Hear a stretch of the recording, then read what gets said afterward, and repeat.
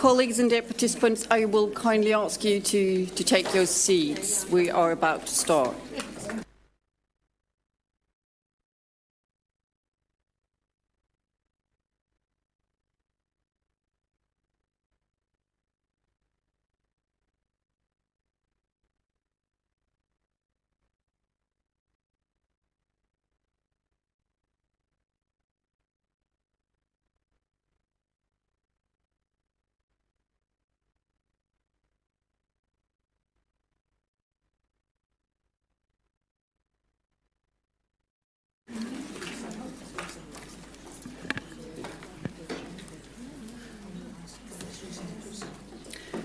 Okay, dear colleagues, participants, excellencies, all friends and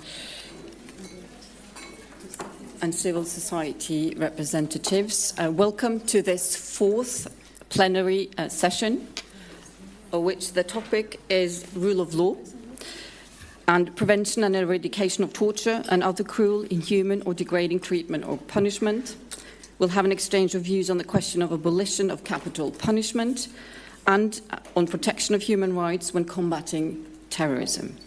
My name is Ellen Svensson and I'm the Norwegian ambassador to the OSCE.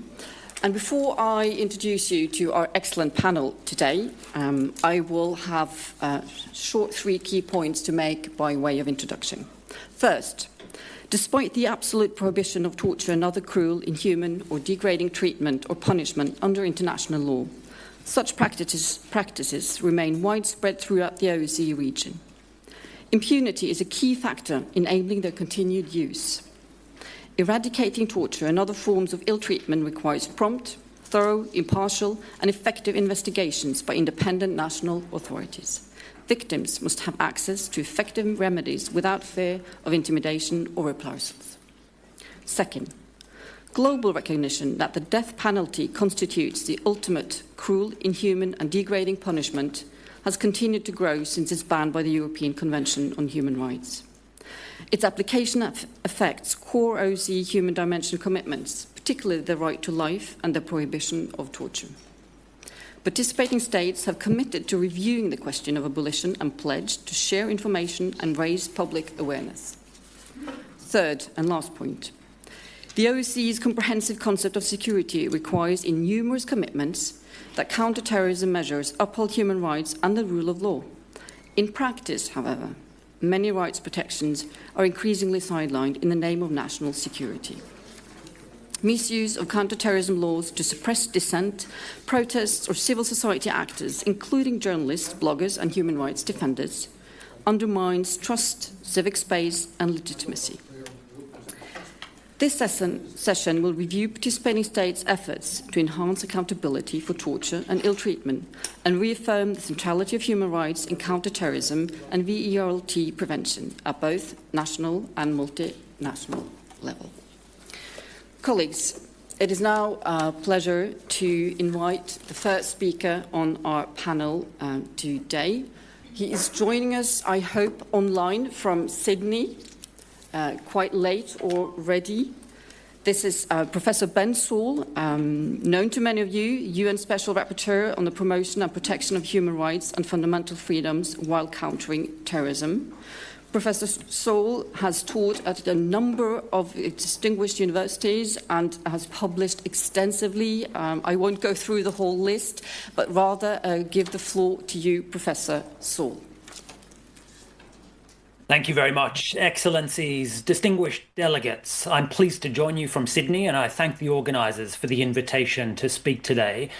In my report to the General Assembly on regional organisations last year, I acknowledged the very positive contributions of the OSCE in promoting human rights while countering terrorism, including through the guidance and technical assistance of the Office for Democratic Institutions and Human Rights.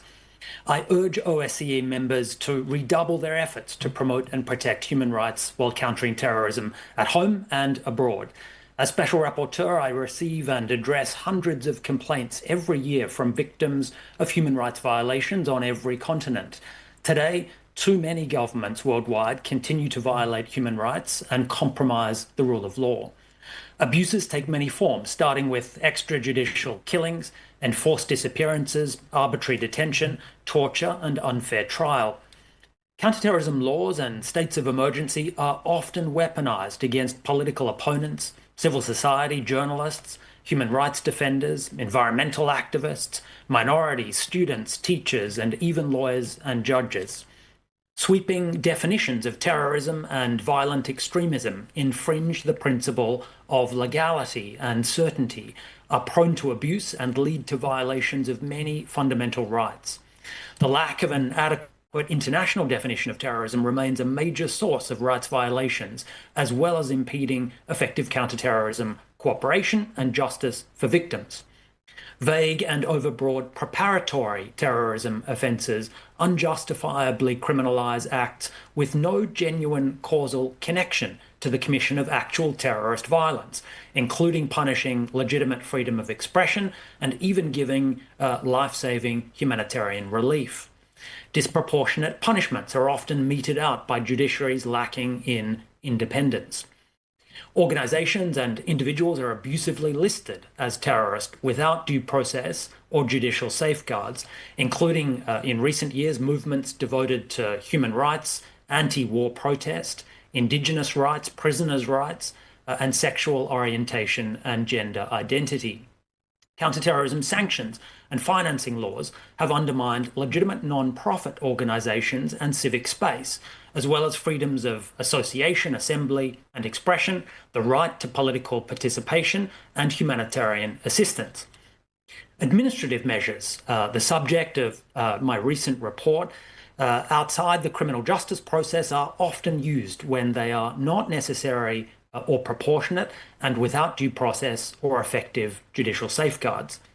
New technologies are making old methods of harassing civil society cheaper and easier, hollowing out the right to privacy without adequate regulatory controls. Examples include spyware, facial recognition software, border management systems, artificial intelligence and military targeting, and online content moderation by private companies. The recent UN Pact for the Future warned of the abuse of new technologies by terrorists, but regrettably said nothing at all about the systematic misuse of technology by states while countering terrorism. Transnational repression is a growing trend against those falsely accused of terrorism, from journalists to minorities, and including physical threats and attacks, abusive terrorist listings, unfounded extradition requests, forced return of refugees, and misuse of new technologies. Wars on terror with catastrophic humanitarian consequences have been enabled by states with influence who fail to use it to ensure respect for international law by others. A dangerous new front has opened in recent months with the so-called war on narco-terrorists in the Americas. Selectivity and double standards in enforcing international law erode public confidence in the credibility and legitimacy of international law and encourage a turn from law to violence and raw power to settle disputes. There's an urgent need for stronger independent oversight and accountability mechanisms in counterterrorism and more effective remedies to ensure respect for human rights by law enforcement authorities. There's also a need for states, regional organisations, and the United Nations to more meaningfully engage with diverse civil society organisations who can be invaluable independent watchdogs that monitor violations and assist victims to obtain remedies. Their experience and expertise enhances the legitimacy of counterterrorism, builds public confidence and security cooperation, and makes efforts ultimately more effective. Crucially, many states have also failed to seriously acknowledge, let alone address, the conditions conducive to terrorism, including state violations of human rights, political exclusion, and economic marginalisation, while impunity for such violations is often endemic. Protecting human rights in countering terrorism is essential not only to safeguard human dignity, it also ultimately enhances security. It forces law enforcement to be disciplined by acting only where necessary and proportionate, thus also preserving scarce resources. It ensures the integrity of criminal trials and so serves justice for victims. It encourages communities to cooperate with the authorities. It prevents rights violations from becoming grievances which fuel more terrorism, and it increases the confidence of other states to cooperate. Now, these are tough times for protecting human rights globally, including while countering terrorism. Due to the scorched earth tactics of some states, relentless attacks on international norms and institutions, the drastic underfunding of the humanitarian development and peacemaking activities that prevent terrorism, and a liquidity crisis in the UN and further afield impeding human rights protection. I'm nonetheless optimistic. I'm inspired by the many champions of human rights working tirelessly worldwide, including within even authoritarian governments. In my recent official visits to Somalia and West Africa, I encountered many good practices being implemented by governments genuinely facing existential terrorist threats with extremely limited resources. In closing, I urge all states to take concrete, effective measures to restore respect for human rights, to fight against impunity, and to deliver hope and justice for victims. Thank you. Thank you so much for those powerful words, Professor Saul. You did indeed outline the extent to which we are living in tough times when it comes to the implementation of and respect of human rights across the board and across the globe. And particularly, I noticed what you said about the importance of this not being essential not just to ensure human dignity, but a question of security, which ties also very closely in, I think, with the comprehensive concept of security of the OSCE. Thank you also for pointing to good practices and for leaving us with on a hopeful note. I know it's late in Sydney, so Professor Saul will leave us very soon, but I would like to thank you so much for your intervention and then pass the floor on to our second panelist today, Dr. Slavica Dimitrievska. You are State Counsellor for the National Preventive Mechanism at the North Macedonia Ombudsman Office, and you're a member of the European Committee for the Prevention of Torture, and a lot more, but I'll leave it to that and I'll leave the floor to you. Thank you, Your Excellency. Your Excellencies, dear ladies and gentlemen, distinguished colleagues. It is an honor to address you today as a member of the European Committee for the Prevention of Torture and Inhuman or Degrading Treatment or Punishment in respect of North Macedonia, but also as a head of the Macedonian National Preventive Mechanism. The theme before us touches the core of our shared values, international obligations. Terrorism is a real and serious threat to the security of our societies. Yet, precisely in moments of crisis, our commitment to the rule of law and to human dignity must remain firm. The European international jurisprudence is clear. Security and human rights are not mutually exclusive. They are mutually reinforcing. And the prohibition of torture and ill treatment is absolute. It allows for no exceptions, not in war, not in state of emergency, and not in face of terrorism. The European Convention on Human Rights has rightly defined that no one shall be subjected to torture or to inhuman or degrading treatment or punishment, and everyone's right to life shall be protected by law. Yet, despite strong legal frameworks, the practical implementation of this principle remains deeply challenging, in particular when deprivation of liberty is in question. As a matter of fact, persons deprived of liberty are among the most vulnerable members of society, often isolated, voiceless, and entirely dependent on the authorities responsible for their care. Due to this inherent vulnerability, their human rights and dignity must be fully respected and protected at all times. The international standards, including the United Nations standards minimum rules for the treatment of prisoners, the Nelson Mandela rules, make clear that deprivation of liberty must never equate to deprivation of humanity. All individuals in detention, regardless of the reasons for their incarceration, have the right to be treated with dignity, free from torture, ill treatment, or discrimination. Safeguarding these rights is a fundamental obligation of every state and a true test of its commitment to justice and the rule of law. Hence, through its visits, the European Committee for the Prevention of Torture exposed some of the critical issues. Let me highlight several of them. Across multiple countries, the CPT continues to receive consistent and credible allegations of ill treatment, including beatings, threats, and excessive use of force by police, particularly during arrests and interrogations. This is not just a problem of individual misconduct. It reflects systematic failings, a lack of proper training, a culture of impunity, and weak oversight mechanisms. What aggravates this problem is the failure to properly investigate such allegations. Investigations are too often delayed, superficial, or ineffective. This sends a dangerous message that the system tolerates abuse. Overcrowding remains a chronic issue in many prisons. Cramped, unsanitary, and unsafe conditions with limited access to outdoor exercise, meaningful activities, or adequate health care. The overcrowding in such environments, tension and violence flourish. The overcrowding and the inadequate detention conditions can present additional risk factor for intensifying the risk of radicalization. There are cases when access to a lawyer is denied on the grounds that the lawyer allegedly may be used as a means of transmitting instructions linked to terrorist or other criminal activity. Excessive use of solitary confinement or isolation regimes, sometimes imposed for weeks or months, without proper medical or psychological oversight.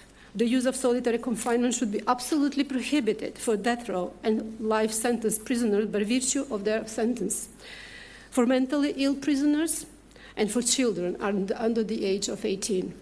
One of the most troubling patterns the CPT has observed is the treatment of vulnerable groups in detention, women and girls among. They face greater risk of gender-based violence, sexual abuse, neglect of reproductive health needs, and discrimination. Many of them have histories of trauma, poverty, or exploitation prior to their incarceration, which are often compounded by conditions in detention. International standards, such as the United Nations rules for the treatment of women prisoners and non-custodial measures for women offenders, the Bangkok rules, emphasize that the specific needs and rights of women and girls must be recognized and protected. Their dignity must be upheld, and their access to gender-sensitive health care, legal support, and rehabilitation programs must be guaranteed. Respecting the rights of women and girls in detention is not only a legal requirement, it's a matter of humanity and justice. In some OSCE participating states where violent extremist prisoners may also be held, the state failed to provide them with tailored, purposeful, and varied programs of activities that would aid them on their path to reintegration. We must stress here that a proper, tailor-made resocialization program is a key element to de-radicalization because it can provide practical tools for reintegration after release, job training, education. It can rebuild the broken trust with institutions, police, schools, government. It can replace the extremist group identity with pro-social identities and can create future prospects that make a return to violence less appalling. Such scope of activities should also continue outside the prison environment as a prevention for return to the old habits. Prevention requires concrete actions, which means training for law enforcement and security personnel, ensuring they understand both their duty to protect the public and their duty to respect the dignity of all individuals. Well-trained staff could contribute to better relationships between them and the prisoners and would reduce tensions inherent in any prison environment. Developing interrogation techniques rooted in psychology, not coercion, which yield reliable information without recourse to ill treatment. Maintaining transparency, all undertaken activities must be conducted within the framework of law, subject to public trust and democratic oversight. The preventive mandate of CPT allows to see where the risks are greatest, which is why we have consistently underlined several safeguards that are indispensable when states act. Prompt access to a lawyer, a doctor, and family members, without delay and without discrimination. Effective judicial oversight of all places of deprivation of liberty. Accurate record-keeping of every stage of detention, ensuring accountability. Independent monitoring, including bodies such as the CPT or National Preventive Mechanism established under the OPCAT. When these safeguards are weakened, under the pretext of national security, the space for ill treatment grows.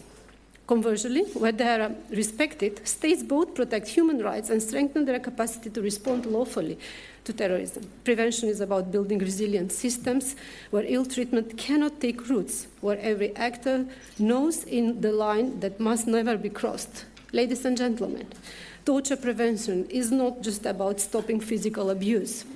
It is about transforming systems that dehumanize, marginalize, and neglect. It is about building institutions where dignity is the norm, not the exception. Let us be clear. Torture prevention is not optional. It is a legal obligation, a moral imperative, and a measure of our collective humanity. Thank you. Thank you so much, Dr. Dimitrievska, for these powerful words. I wanted to pick up on what you said in closing on the importance of transforming that torture prevention is not just about each and all individuals, but it's about transforming institutions and whole systems. And I think that's a very important reminder that you left us with there. I want to turn now to our last speaker on the panel before we open for comments from you, and that is Dr. Oleg Gushtin. You're a legal counselor of the Coordination Headquarters for the Treatment of Prisoners of War in Ukraine. And Dr. Gushtin, you are a lawyer with military, peacekeeping, and academia and international relations experience. So with that panoply of experience, I leave the floor to you. Thank you, Chairman. Ladies and gentlemen, it's a great honor to be here. Well, I wish I could say that it's not just an honor, but it's a pleasure to be here, but I can't and still can't. It's just because millions of Ukrainians still suffering from consequences of ongoing situation of clashes between Russians and Ukrainians in an armed conflict as well until. So my intervention will be about the importance of the rule of law for Ukrainians. When I'm just asked myself why I was chosen by my authority to be here and to make introductory remarks. And maybe I find the answer every day we have meetings with relations with loved ones and members of family of those who are still in Russian captivity, of those who suffered from torture, ill treatment in Russia's place of detention. And one of the most frequently asked question from relatives is, despite all cases of Russian torture of Ukrainians, why don't Ukrainians do the same? Why don't Ukrainians torture Russians in response? And the probable answer is because Russians want the same from us, so that they prove to the whole world that we are just like them. But the reality is, despite all the circumstances, despite the millions of cases of tortures, we are not the same. And the principle of rule of law for Ukrainians is not just an abstract words. It's a reality that we want to achieve during the ongoing conflict. When the principle of rule of law is recognized and applied in Ukraine, and the human dignity is recognized as a source of rights and freedom. We know that one of the fundamental elements of the rule of law are the prohibition of all kind of arbitrariness, respect for human rights, and access to independent justice. In this context, when Russia is withdrawn from European Convention of Prevention of Torture, Ukraine recognizes and adheres to the principle of their absolute prohibition. Even despite the introduction of martial law, Ukraine applies the rights of derogation from its human rights obligation only to the minimum extent necessary. Established according to the Third Geneva Convention, permanent and temporary place of detention for prisoners of war are operating absolutely successful. And we provided and still providing a full access of the whole independent human rights monitoring mechanisms to these places. And I currently encourage all of you to visit Ukraine and absolutely freely, visit all the places of detention, to be sure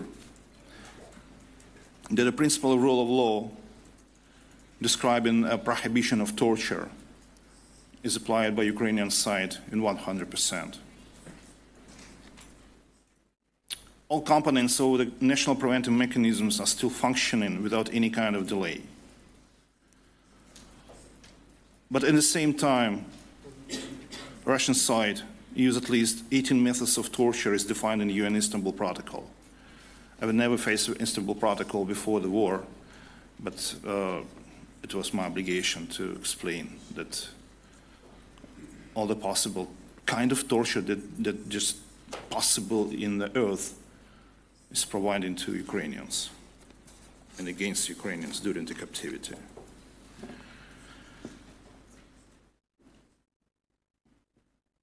Currently, law enforcement officials involved in the criminal prosecution and torture of our citizens feel almost immune from the punishment. That is why it's important for the ICC to issue new warrants for those who are perpetrating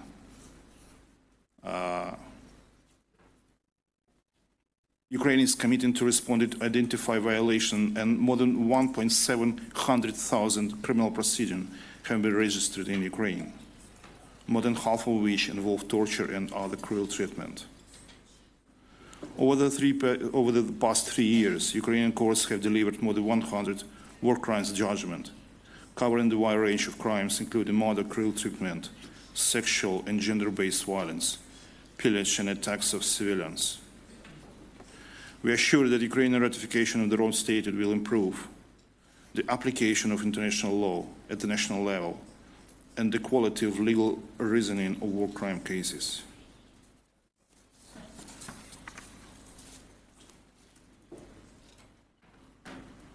One of the fundamental features of the rule of law is compensation for damages caused by numerous cases related to aggression.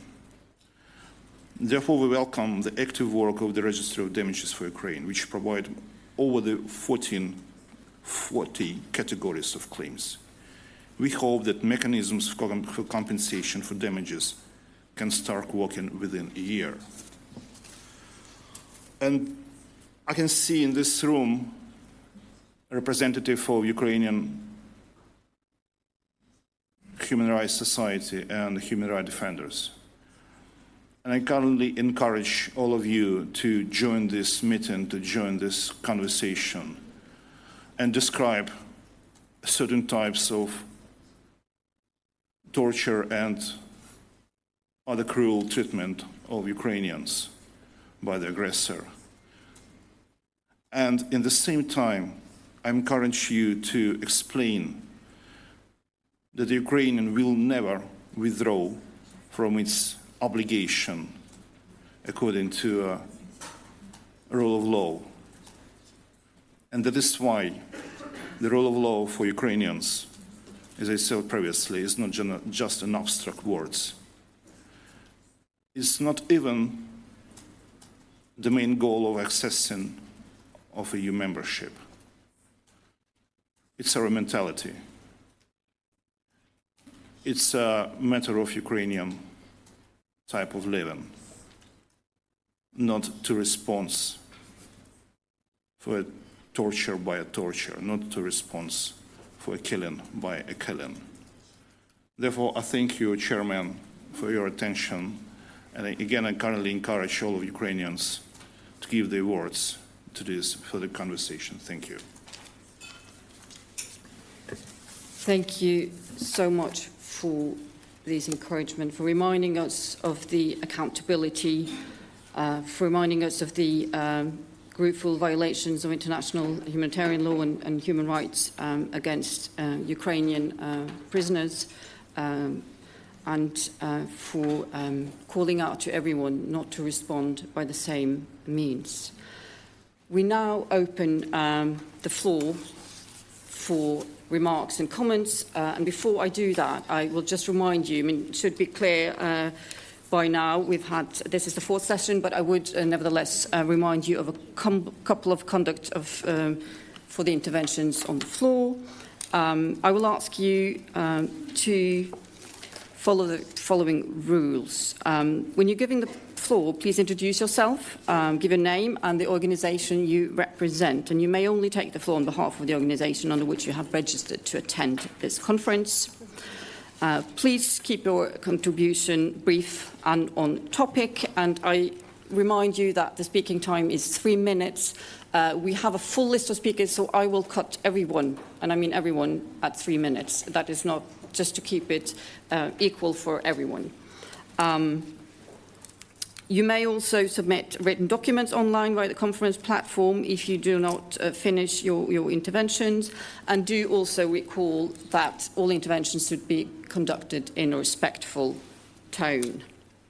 We will also make sure that we leave some time to come back to our prominent panelists towards the end of this session. So with that, I open the floor for the first speaker, which is Ukraine. You have the floor. Thank you, Madam Moderator, Excellencies, distinguished colleagues. The latest OSCE Moscow Mechanism report on the treatment of Ukrainian prisoners of war sets out facts that should alarm every state committed to the rule of law.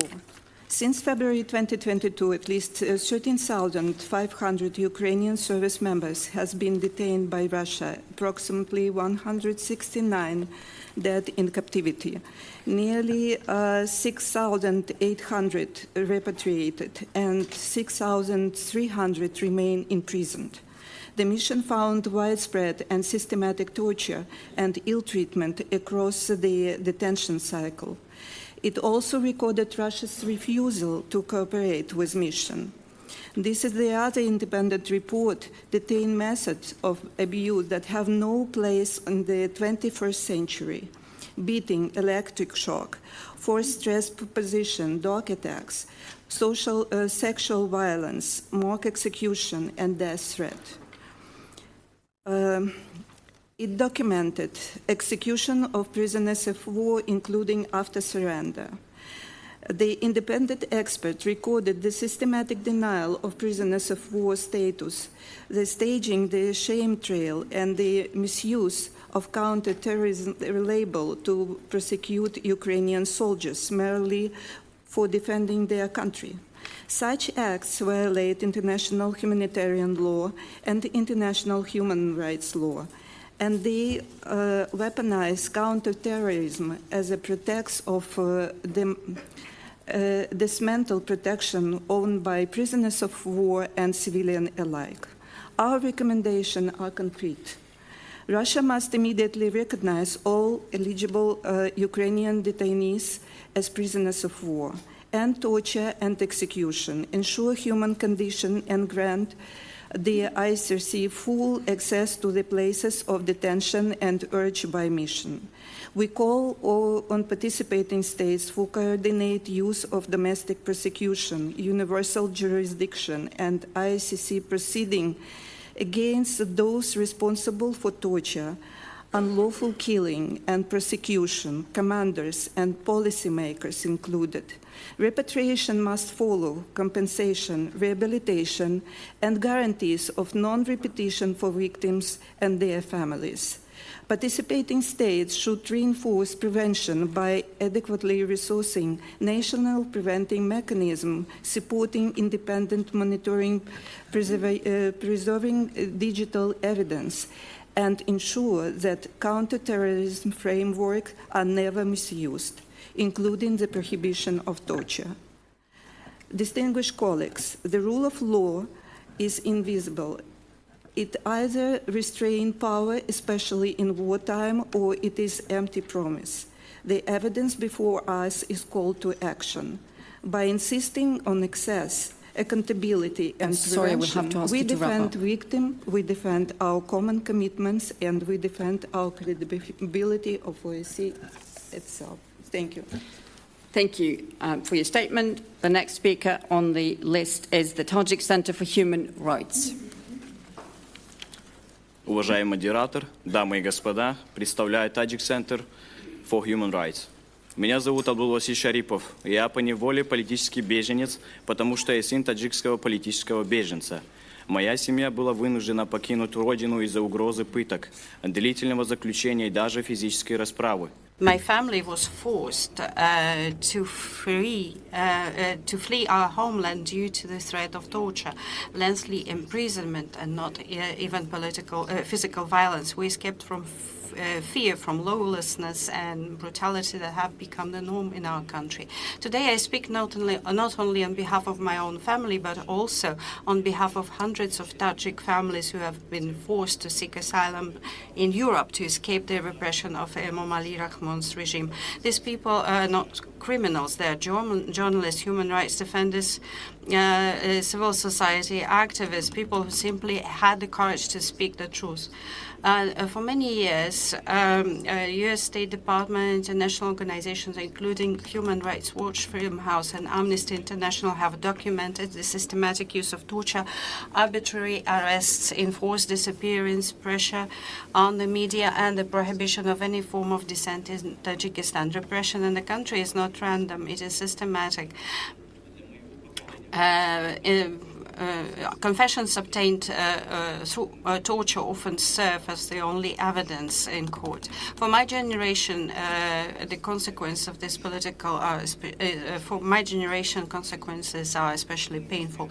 We have had the chance, we have had to change countries, languages, and schools. Our childhood and our confidence in the future was stolen from us. I appeal to OSCE, participating states, and the entire international community help stop torture and lawlessness in Tajikistan, support independent international investigation into all documented cases of violence, demand that the Tajik authorities grant international observers access to prisons and pretrial detention facilities. My uncle, Slidin Sharipov, a man far removed from politics, was sentenced to 12 years because he was a brother of my father, a journalist. Finally, I strongly urge you to support a case against Emomali Rahmon and his inner circle before the International Criminal Court in The Hague for crimes against humanity. Dictators, wherever they are, must never feel immune from justice. The impunity of dictators multiplies the suffering of ordinary people. Thank you very much for your attention. Thank you for your statement. The next speaker is the representative of the Turkmen Independent Journalist. You have the floor. Уважаемые дамы и господа, уважаемый модератор, за последние 3 Dear ladies and gentlemen, for the past 3-5 years, the treatment of Turkmenistan citizens has aggravated. There have been missing people, the members of their families.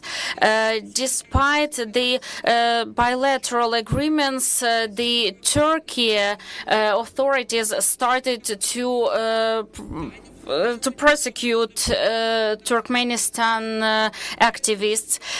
The number of Turkmenistan citizens involved in criminal proceedings in Turkey has also increased. High officials of police of Turkey played key part in using the foreigners, including the Turkmenistan citizens. For example, in August 2003, Arpenel Deb, the senior officer of Istanbul police, was appointed the head of the Department of Drug and Migrant Smuggling Department.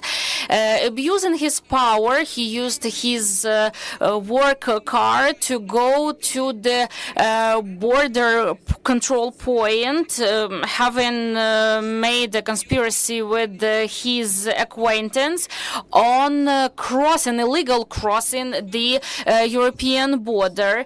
And then the officers of the heads of the police in Istanbul were not surprised with what happened, given the illegal work and the bribery system that he created while he was at the post of the police senior officer. When another person was appointed in the police of Istanbul. He was part of investigations, saying that that was part of the scheme of illegal migrant smuggling. The proceeding was initiated for the abuse of power against that officer with the indictment, with the charges of bribery, of bringing Turkmenistan, Kyrgyzstan and Tajikistan citizens to the Turkey border, and then those people were given to the services of other countries for the money. That investigation was referred to the Istanbul prosecutor's office, but they also said that that criminal case against this person had to be closed, since there was no evidence, and so the prosecutor's office closed that case, and later on he was renewed in his powers. Thank you. Thank you for your statement. And I remind colleagues to make sure that you sit behind the correct sign for your organization. The next speaker on the list is the Democratic Choice of Kazakhstan. You have the floor. Здравствуйте, благодарю за предоставление. Hello, thank you for the provided opportunity. I'm the coordinator of the headquarters of the opposition movement Democratic Choice of Kazakhstan. I urge OSCE countries to pay attention to Kazakhstan's systemic abuse of counterterrorism, extremism, money laundering and cybercrime laws, firstly as a tool for financial repression within the country and transnationally, and secondly to conceal torture and the extent of human rights violations. These laws do not serve to combat real crimes, but have become a weapon for freezing assets, blocking access to financial services and employment for critics, criminalizing public fundraising for the repressed and the opposition. The culmination of this abuse came in January 2022, when thousands of peaceful protesters were detained and subjected to torture under the guise of fighting terrorism. Many victims of the repressions died. Criminal cases related to these incidents have remained uninvestigated. Those who seek justice in the case of the families of political prisoners are persecuted with torture and transnational financial repression. This is what happened to Mr. Mendy Gaziev, human rights defender, president of the Freedom Kazakhstan Foundation. The Kazakh authority took his brothers hostage. One of them was interrogated to death, another was held in prison for 5 years. At the same time, Kazakhstan sent requests to the US abusing legal assistance and financial cooperation, asking to freeze assets on fabricated charges against Barlik, his family. Other political prisoners convicted on fabricated charges of financing extremism and terrorism are also subjected to torture and ill treatment. Mr. Jalandbayev, Muhammad Karim, Tlujan, Suzdykov are in critical condition. In the case of Mr. Danebayev, actually, the cameras were used as a tool of intimidation to demonstrate human torture. Also, there's a shocking footage of Danebayev's torture. And actually, it appeared during the visit of the European Parliament delegation monitoring the situation in Kazakhstan in August 2022. I call on OSCE participating states to condemn transnational financial repression, the use of torture to combat dissent. We recommend that the OSCE activate the Vienna mechanism and send formal requests to Kazakhstan for clarification on human rights violations in accordance with the Copenhagen document, which requires mandatory written responses within a specified time frame. In case of non-compliance or evasion, this should be recorded as a refusal to cooperate, with subsequent escalation at the national level. Visa restrictions for officials involved. Thank you for your statement. The next speaker on my list is Denmark. You have the floor. Thank you, Madam Chair. I am delivering this statement on behalf of the European Union and the following aligning states: Albania, Andorra, Bosnia and Herzegovina, Iceland, Liechtenstein, Montenegro, North Macedonia, Norway, Republic of Moldova, and Ukraine. Torture and other cruel, inhumane, or degrading treatment or punishment are abhorrent violations of human rights, human integrity, and human dignity that run counter to international law and the OSCE's concept of comprehensive security. Our OSCE commitments and international obligations are clear. The prohibition of torture is absolute and unconditional. Yet 5 years on from the 2020 Tirana Ministerial Council decision that saw all participating states committing to working further to prevent and eradicate it, the use of torture in the OSCE region persists. Russia's ongoing war of aggression against Ukraine continues to stand out as the most egregious example in our region of ongoing, widespread and systematic use of torture according to various international mechanisms, including the United Nations Human Rights Monitoring Mission in Ukraine, the Independent International Commission of Inquiry on Ukraine, and the OSCE Moscow mechanism. Further, while the EU take note of the release of several political prisoners in Belarus, we remain deeply concerned for the remaining 1,198 political prisoners, often held under life-threatening conditions with credible reports of torture, ill treatment, and inhumane conditions of detention. Likewise, we continue to express concern for the ongoing democratic backsliding in Georgia, which includes excessive use of force by law enforcement officials, and urge the authorities to ensure accountability and to uphold the OSCE commitments. As we approach the European and World Day Against the Death Penalty, observed the 10th of October, we reaffirm the EU's unequivocal opposition to the death penalty in all cases and in all circumstances, as it constitutes a cruel, inhumane and degrading punishment incompatible with the inalienable right to life and human dignity. We call on those states that still carry out death sentences to introduce a moratorium as a first step towards abolition, full abolition. The EU maintains the worldwide abolition on the death penalty at the heart of its priorities and will continue to insist on the upholding of international minimum standards where it is still applied. More than 2/3 of the world's countries have abolished capital punishment in either law or in practice. However, the global trend towards abolition must not be taken for granted. We will not tire of raising awareness to worrying developments regarding the use of this brutal and inhumane punishment, and we are committed to ensuring that the whole OSCE area becomes a death penalty-free zone. This is a shortened version of this statement. The full statement will be uploaded. Thank you. Thank you for your statement, and thank you for delivering the short version. The next speaker on my list is Human Rights Movement Birduino, Kyrgyzstan. You have the floor. Dear Chair and dear distinguished delegates, this morning our organization Birduino, Kyrgyzstan from Central Asia, we participated in the side event that was organized by the International Federation for Human Rights regarding the torture used by Russian forces against the Ukrainian prisoners of war, and we strongly believe that this systematic impunity of the Russian authorities will be brought before the independent courts, like including the International Criminal Court. Our organization, Birduino, we are from the Kyrgyz Republic, where the National Center Against Torture was recently abolished, and the authorities launched the initiative to reinstate the death penalty. Birduino and our partners are conducting systemic monitoring of closed institutions and prisons, and we identify nowadays the growing mortality rate among prisoners.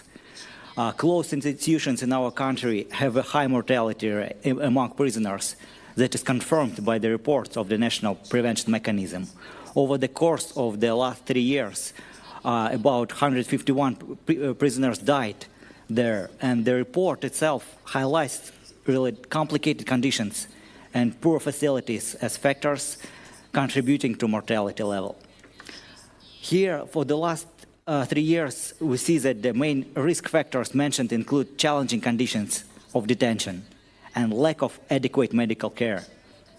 It's complicated, especially to determine the true causes of death, as the information can be concealed and investigations are obstructed.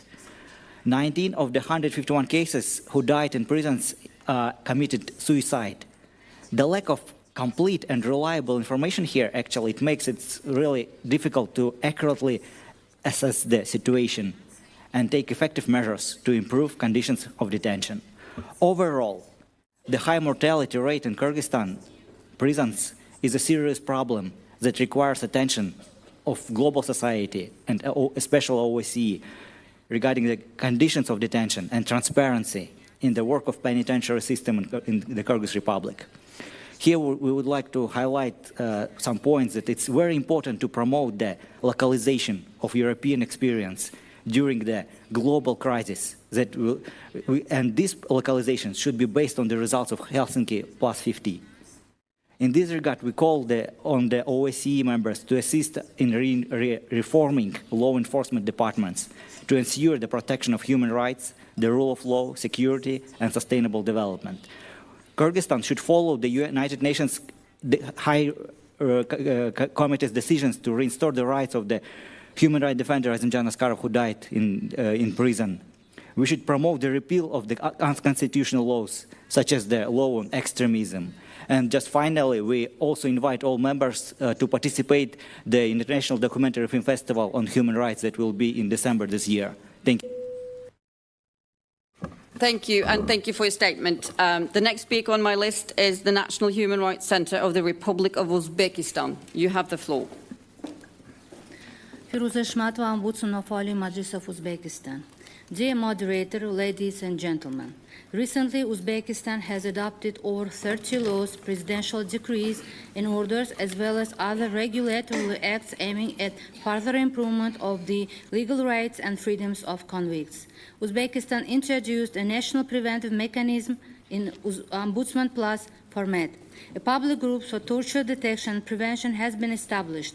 It's composed of human rights experts and defenders, healthcare professionals, representatives of international and local NGOs, media, and other civil society institutions. The group's activities are based on a regulation approved by the Parliament. Within the first 3 quarters of 2025, as a part of NPM public groups, under the Ombudsman were involved in 728 monitoring visits to penal institutions. During monitoring visits, detention and labor conditions, medical care, inmates' treatment are examined. Interviews with prisoners are also an integral part of such visits. As an outcome, monitoring visits within these 9 months, the Ombudsman submitted 28 remedy actions notices to the respective government entities, along with 6 analytical briefs to the Parliament. Remarkably, based on these notices, 23 officials were issued with reprimands, 7 officials were brought to administrative liability, and 5 officials were dismissed. Following monitoring visits to pretrial detention facilities on the recommendation of the Ombudsman, operations of 3 of such facilities in the Tashkent province were suspended, and 6 similar facilities in other provinces were completely renovated. It can be considered as an indication of the efficiency of human rights-centered reforms and impactfulness of the civil society in Uzbekistan. On July 2025, based on the recommendation of the Ombudsman and public groups, the first dedicated women care department was formed under the Hospital for Convicts to ensure prompt disease identification and treatment. Together, we have assisted 68 convicts in replacing the inserted portion of their sentence with a more lenient one or in parole release, and as an early incentive, existing disciplinary measures were cancelled for 11 prisoners. Moreover, assistance was rendered to convicts' family members in obtaining financial support from local authorities. We extend our gratitude to OSCE resident coordinator in Uzbekistan for fruitful cooperation and ongoing support of the Ombudsman's office and civil society. Thank you so much. Thank you for your statement. The next speaker is Jangirik Initiative Group. You have the floor. Здравствуйте, уважаемые участники конференции. Сегодня в Узбекистане Good morning, ladies and gentlemen. Today in Uzbekistan, the rule of law is the most important direction of the state politics. During the last year, wide-scale reform has been implemented. In 2022, the law in which the prevailing role of a human being was stressed. The interference in the activity of courts was forbidden. In the judiciary, the principle of openness is being stressed, transparency as well. Second, the reform in the sphere of human rights is being implemented. The new national strategy of 2021 defined the priority directions of activity to protect human rights. Thanks to this document, the degrading treatment was banned in criminal proceedings, limited and the ban to apply tortures was banned. Our country implements its commitments to protect human rights. Civil society institutes are playing a vital role in our country. In Uzbekistan, the work is underway to improve implementation of human rights, support human dignity of people. Thank you very much for your attention. Thank you for your statement. The next speaker on my list is Cultural and Educational Association of Roma Women of Drozero Khanty, The Hope. You have the floor. If you are here. Does Cultural and Educational Association of Roma Women, are they present? If not, I will have to move to the next speaker. Okay. Then we move to the next speaker, which is the Catalan National Assembly, ANC. You have the floor. Thank you, Madam Moderator. My name is Ariadna Heinz, and I speak on behalf of the Catalan National Assembly, a grassroots organization defending the right to self-determination of the Catalan people. In relation with OSCE participating states' mission to eradicate torture and degrading treatment on civil society while respecting human rights in counterterrorism efforts, we wish to raise two urgent concerns regarding Spain. During the 2017 Catalan referendum, Spanish police used disproportionate force by beating, dragging, and firing rubber bullets against peaceful citizens exercising their right to vote. Over 1,000 voters were injured, many of them elders. Yet 1 year after the 2024 amnesty law, 129 out of 133 police officers accused of violence, that is 97%, have already benefited from amnesty, while 46% of pro-independence activists remain criminalized and prosecuted, such as those accused in Operation Judas, who still face trials and unfounded terrorism charges. This unequal application of the law sent a dangerous message. State violence goes unpunished, while civic mobilization for democracy is repressed. It undermines the rule of law and erodes public trust in institutions, democratic institutions, supposedly. On the other hand, Spain has repeatedly weaponized anti-terrorism laws against Catalan activists. Civil society leaders have been accused of terrorism simply for organizing peaceful demonstrations or engaging in digital activism. For example, rapper Pablo Hasél has spent almost 5 years in prison for lyrics and tweets deemed to glorify terrorism and is reportedly denied proper care for his Crohn's disease. Such practices not only stigmatize political dissent, but also trivialize the fight against real terrorism. They violate principles of proportionality, legality, and necessity that must govern counterterrorism measures under international human rights law. For these reasons, the Catalan National Assembly calls on the OSCE authorities to urge Spain to apply amnesty and transitional justice fairly without favoring state agents over peaceful citizens, guarantee independent investigations into police brutality during protests, urge Spain to avoid misusing counterterrorism laws to suppress political dissent or peaceful activism, These measures must ensure that Spain upholds human rights in counterterrorism and ends the persecution of peaceful Catalan activists in pursuit of self-determination. Thank you. Thank you for your statement. The next speaker is Alatra International Public Movement. You have the floor. Уважаемые представители ОБСЕ. Dear representatives of the OSCE, my name is Dusan Valecek. I am a citizen of the Czech Republic, a journalist and a volunteer with the international public movement Alatra. Throughout my life, I have served the benefit of my country, as have thousands of other Alatra participants across Europe. We have created social, educational, and humanitarian projects aimed at developing civil society. But in the recent years, everything has changed. We, peaceful citizens of democratic states, have become victims of a coordinated campaign of discreditation. Thanks to our experience in analytics and OSINT research, we have determined that this campaign originates in Russia and is coordinated by structures linked to the Federal Security Service of Russia, FSB, through the so-called anti-cult network. This network operates under the guise of combating sects, but in reality it engages in information and psychological violence and incites social hatred. In a sense, this is a new form of hybrid terrorism, a covert operation against Europe's democratic institutions. The FSB is not destroying Europe with bombs, but with information disseminated through media and social networks. The methods are not new.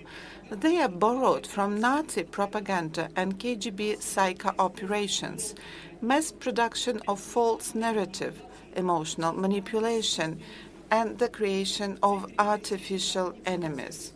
At the center of this network is RACERS, the Russian Association of Centers for the Study of Religions and Sects, headed by Alexander Dvorkin. RACERS is an organization supported both by the Russian Orthodox Church and the FSB. At the European level, the network is represented through the European Federation of Centers of Research and Information on Sectarianism. Up to 90% of its budget was financed by the French government, and Dworkin served as its vice president for over 10 years. At the lower level, journalists and activists operate, whose publications and narrative are fully synchronized across countries. This indicates centralized management and coordinated action. I call on the OSCE to initiate an international investigation into the activities of the anti-cult network, its links with the FSB, and its interference in the affairs of European countries. I invite you to a side event on October 16 at 4 p.m., where we will discuss how the anti-cult movement threatens human rights and freedoms. Thank you very much. Thank you for your statement. The next speaker on my list is Witness Against Torture. You have the floor. See you again. Assalamu alaikum, hello everyone, and wow, nice to see you again. I'm Mr. Al-Daifi, and I represent Witness Against Torture.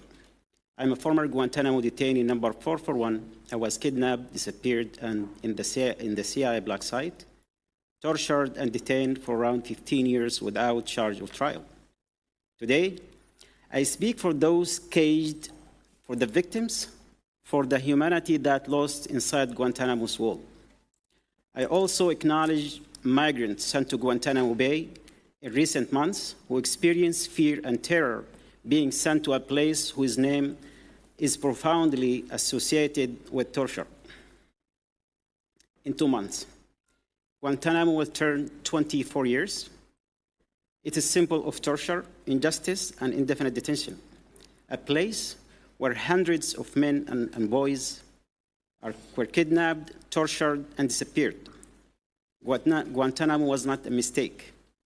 It was a system built to test how far government could go when they stripped people of their rights.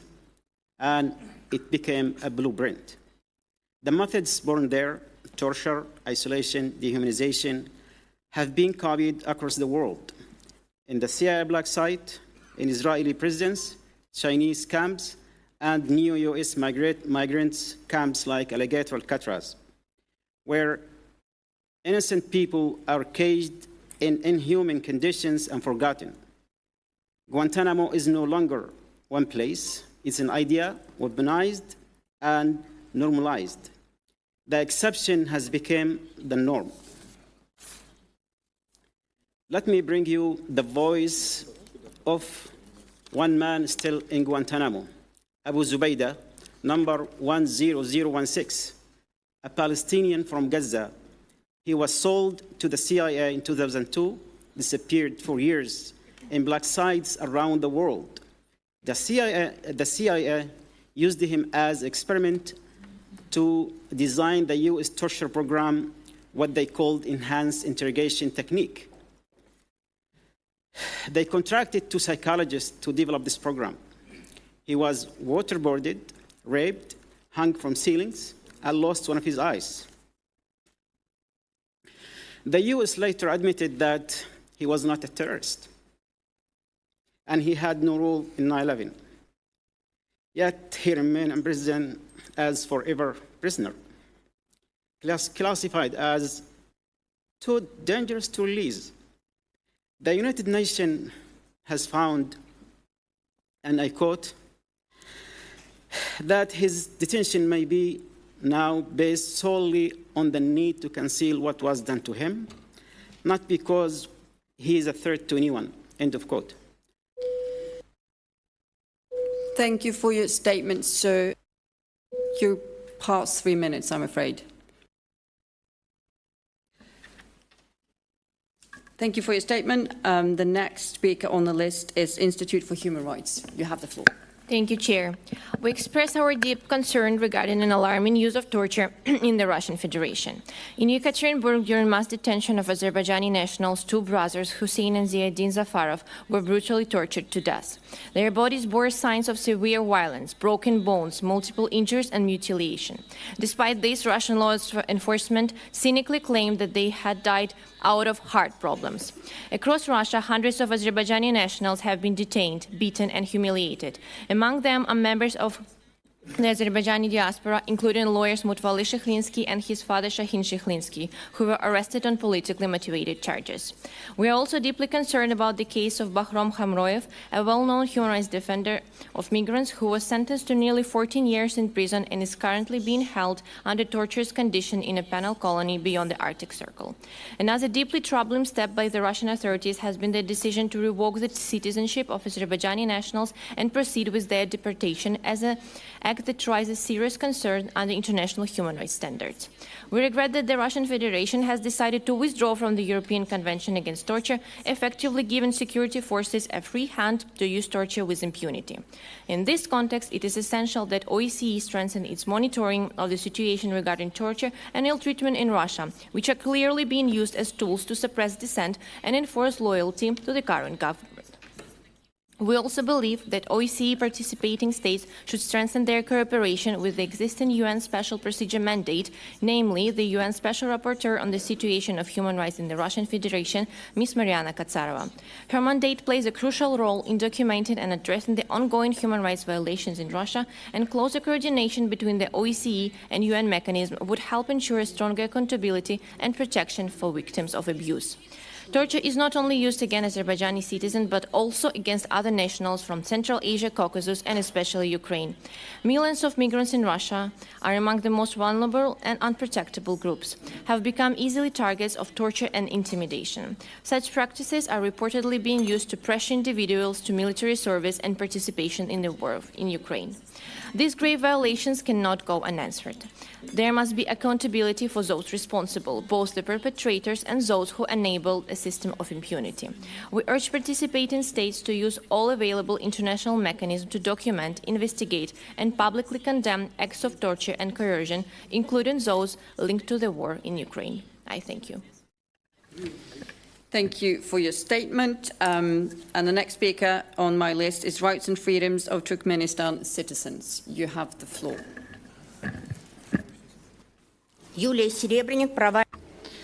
Yulia Serebrennik, rights and freedom of Turkmenistan citizens. In our country, the rule of law does not exist. The judiciary power is fully subordinated to the executive branch. Justice is a tool of political repression. Judges are appointed and dismissed as a result of personal decision of the ruling Berdimuhamedov family. And torture, arbitrary arrests, forced confessions remain systemic practices. Investigations are never carried out. Perpetrators enjoy total impunity. There is no independent or impartial justice in the country. The law has ceased to be a safeguard. A particularly shocking example is the case of Jamal Bazarova, a single mother who became the victim of horrific violence. During interrogation, two investigators, Musayev and Muradov, raped her in order to force her to sign false statements. The investigation into this crime was completely blocked because the one involved in it was Mr. Ryepov, a cousin of the president, who was covered up by Minister of Internal Affairs, who had married his son to the daughter of the president. Not a single lawyer dared to take up her defense, fearing revenge from the security services. Ms. Bazarova has been deprived of the right to see her underage children. Today, her life is in grave danger. They want to kill her. However, repression is no longer confined within the borders of the country. Turkmen authorities persecute their citizens abroad. In France, Canada, Sweden, in the Netherlands, operate freelance agents of Turkmen intelligence services, Kurbanov, G, Akvel Sapar, Anaev, pretending to be part of the opposition.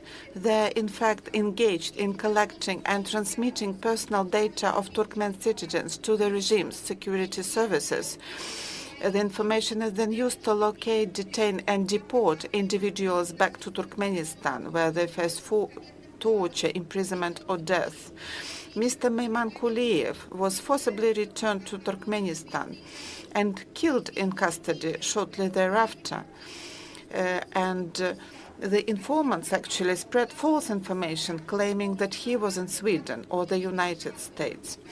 Other known victims include Mr. Sahadov, Urusov, Ms. Migdanova, who is currently held in a deportation camp in Turkey and faces the risk of being sent back to Turkmenistan.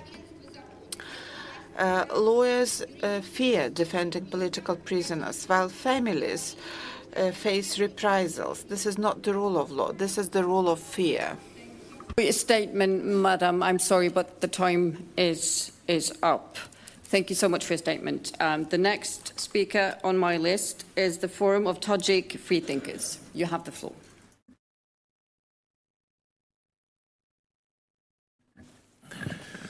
Благодарю, госпожа ведущая. Меня зовут... Thank you, Madam Moderator. My name is Timur Kuchev. I represent the Forum of Tajik Freethinkers. After crackdown of May 2022, the number of political prisoners in Tajikistan increased several-fold. If we compare to 2015, when about 200 political prisoners were registered by us, but now only in Badakhshan region with the Shiite minority is living is the number of political prisoners only in this region is much more, and due to tortures and denial of medical treatment, several people died. I can list names of these people or provide you with this list later. Today, a journalist Abdusator Permuhamazouda requires immediate medical help. The government denies him this assistance. This assistance should be provided beyond prison in a city clinic because his life is under threat. In his case, the denial of medical assistance equals death for him. The number of people who are subjected to torture from May 2022 increases. Then Tajik authorities blocked Rushan region, and after tortures, 2 young people hanged themselves, not being able to withstand this torture. Today, 400 people were deported from Russia to Rahmon at Rahmon's request. These are Pamirian residents, the ethnic minority, as I mentioned. Putin accepts Rahmon in Kremlin.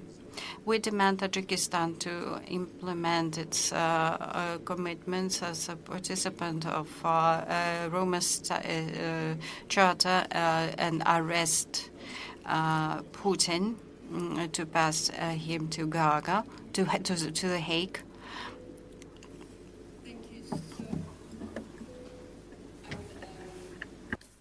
I'd just like to remind colleagues and participants that you also may submit your written documents online and they will be made available to all registered participants if you have longer documents. I realise that I cut several of you off, but I need to be sure to have the same rules apply to everybody here. So bear with me on that one. Our next speaker is the Association of Central Asian Migrants. You have the floor. Thank you, Madam Moderator. I represent the Association of Central Asia Migrants. Ladies and gentlemen, in September 2015, exactly 10 years ago, dozens of my colleagues of my party, lawyers, journalists, activists were arrested. Some of them got the life sentences, many of them 10 to 20 years of sentence. Our country disregards the calls upon release of those activists without any punishment. The situation gets worse. We get almost every month we get news about the death of one more activist, political prisoner, and there is this pessimism that there is no possibility or mechanism to influence the people in power and to release innocent people. After the latest release of Russian and Belarusian political prisoners, there is this slight hope that we also can see our political prisoners free, and there might be some opportunities available for Western countries to influence our dictators. Along with that, there are many questions. Why does the free world, specifically the OSCE, the European Union, doesn't having such opportunities, doesn't use them in Central Asia, for example, in Tajikistan? Why is there no sanction against the people of power in Tajikistan, against individual officials? And our political prisoners envy their Belarusian and Russian colleagues, counterparts, so to say. And obviously they ask themselves, they ask many questions that neither me nor my colleagues can answer, especially the question of why is there a different treatment towards the same problem in different parts of our continent from the Western world. When Lukashenko and Putin case was given to the European Court, a few leaders, heads of states supported this. But this year, under the support of several human rights organizations, we have applied to the European Court, but still there is no single country, European country, that would support us. Tajikistan is the only country in the Central Asia that has ratified Rome status, and what's an irony that the person who is subject of the Hague Court is accepted and welcomed in Tajikistan. We call for the countries for your statement. We have to move on to the next speaker, which is Switzerland. You have the floor. Thank you. Anna Meissen from the Swiss OSCE Task Force. Mrs. Moderator, the absolute prohibition of torture is enshrined in international law and must be respected in all circumstances, without exception. Despite this clear obligation, 5 years after the adoption of the Tirana ministerial decision, torture remains a reality for many in the OSCE region. Switzerland is deeply alarmed by the findings of the latest Moscow Mechanism report on the treatment of Ukrainian prisoners of war and hors de combat soldiers by the Russian Federation. As you all know, the report documents widespread torture and ill treatment, including beatings, electric shocks, sexual violence, mock executions, and denial of medical care. These practices constitute serious violations of international humanitarian law and international human rights law. We are particularly concerned by the report's conclusion that torture constitutes a systematic practice ordered or tolerated by the central authorities of the Russian Federation. Against this backdrop, Switzerland recalls that interrogations must always adhere to the Mendes principles prohibiting any form of coercion, ill treatment, or torture. We also emphasize that detention conditions must comply with the UN standards minimum rules on the treatment of prisoners. Eradication of torture requires action across 3 pillars: prevention, accountability, and reparation. We therefore call on all participating states to ensure independent monitoring of detention facilities, to protect civil society and human rights defenders who document abuses, and to provide justice and reparation to victims. States must fully comply with UNCTAD and ICCPR, ensuring that the prohibition of torture is implemented in law, policy, and practice. Mrs. Moderator, Switzerland reaffirms its long-standing commitment to combating torture. During our chairpersonship in 2026, we will continue to give dedicated attention to this issue within the human dimension. Our efforts will build on Switzerland's international engagement in torture prevention, where my country has consistently positioned itself as a bridge builder and advocate for strong multilateral standards within the UN, the OSCE, and beyond. Switzerland urges all participating states to take their obligations seriously, to use this 5th anniversary of the Tirana decision as an impetus to increase our efforts in preventing torture and ill treatment, to respect international human rights law, and to uphold the dignity of every individual under their jurisdiction. Our common objective is clear: to eradicate torture everywhere and without exception. Thank you. I thank you for your statement. The next speaker is Center for Civil Liberties. You have the floor.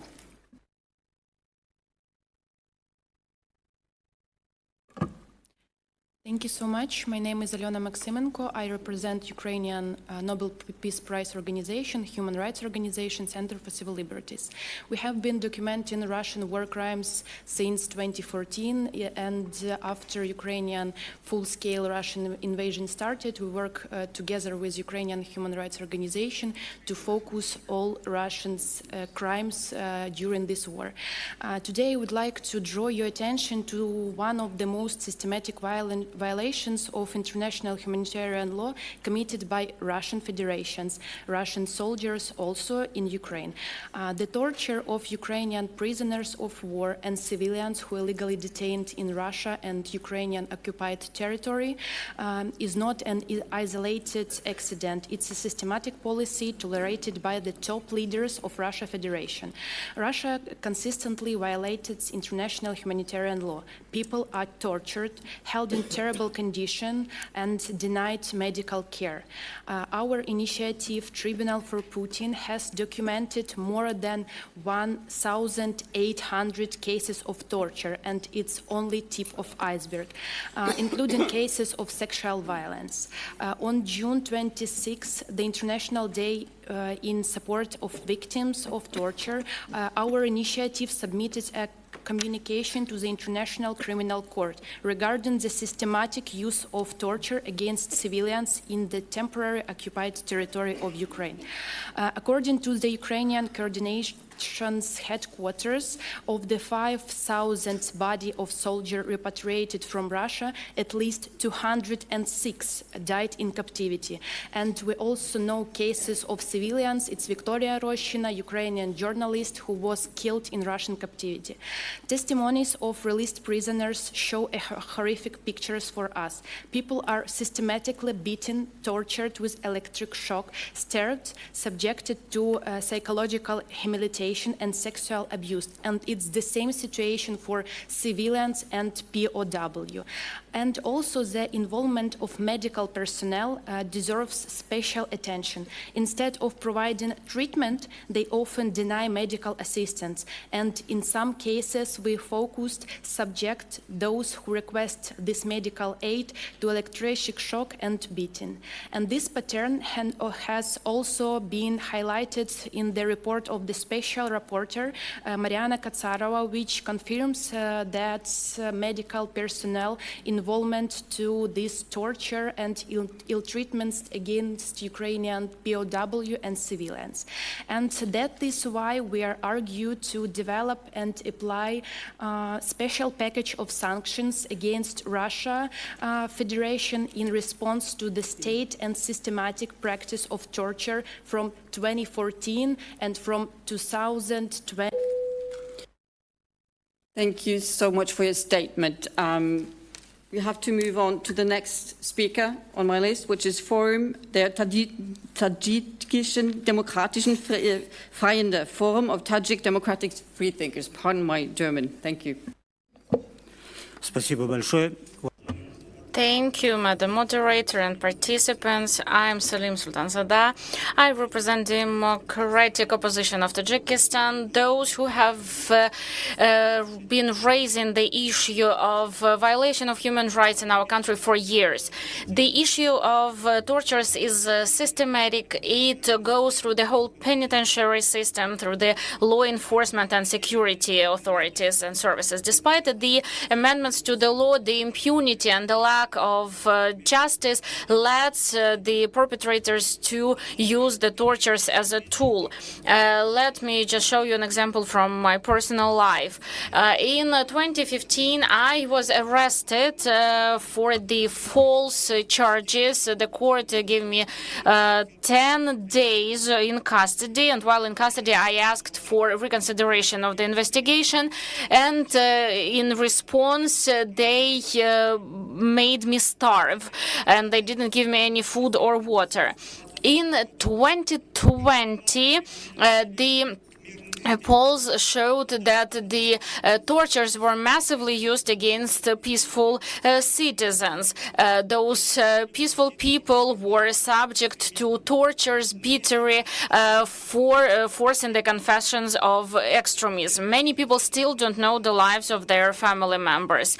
Only for the 2025, the members of the murders of different political activists remain uninvestigated. The family members were told that they died of the heart conditions. There are dozens of cases that remain without investigation or justice. We, representatives of the civil society, call for the Whdc to force the Tajikistan power to investigate the cases of tortures and murders of political activists. We call for sanctions against seniors who are involved into the tortures. And we also call for support for the Tajik opposition for going to the European Court against Emomali Rahman for the crime against humanity. We call for you to require the access of international observers to the custody places. Thank you for your attention. Thank you so much, and thank you for being brief. The next speaker is HGO Abiroy. You have the floor. Hello. I came from Kazakhstan. The rule of law, justice, and protection of dignity are serious issues in Kazakhstan. Regardless of official statements about reforms, in practice we face systemic human rights violations, tortures, lack of freedom, free judiciary, killings by order. Quite often journalists and civil activists become the victim. The state does not investigate, and sometimes the state itself is the suspect. This is a journalist, Tadikov. On June 18, 2024, in Kiev, he was attacked. According to the Ukrainian investigative officers, it was done by the Kazakhstan security forces officials. Kazakhstan officially promised to investigate, but so many time has passed and nothing has been done. Now, actually, the widow of the journalist tries to investigate, but she's also being intimidated and harassed.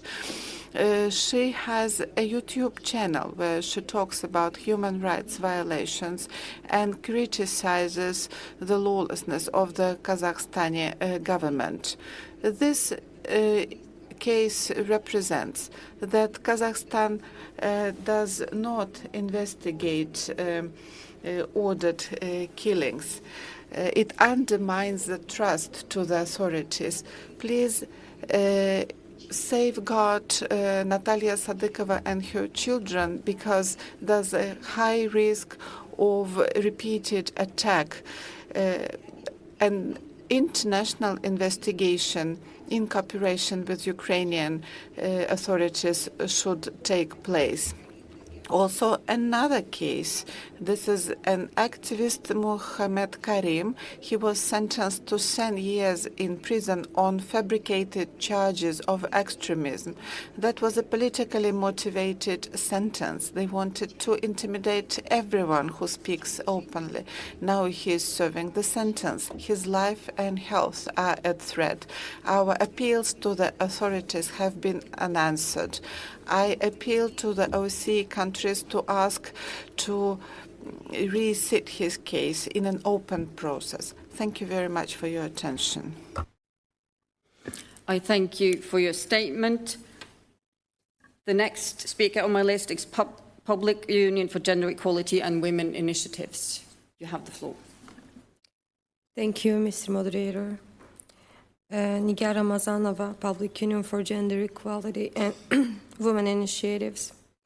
Dear participants, torture and inhuman treatment are among the most serious violations of human rights.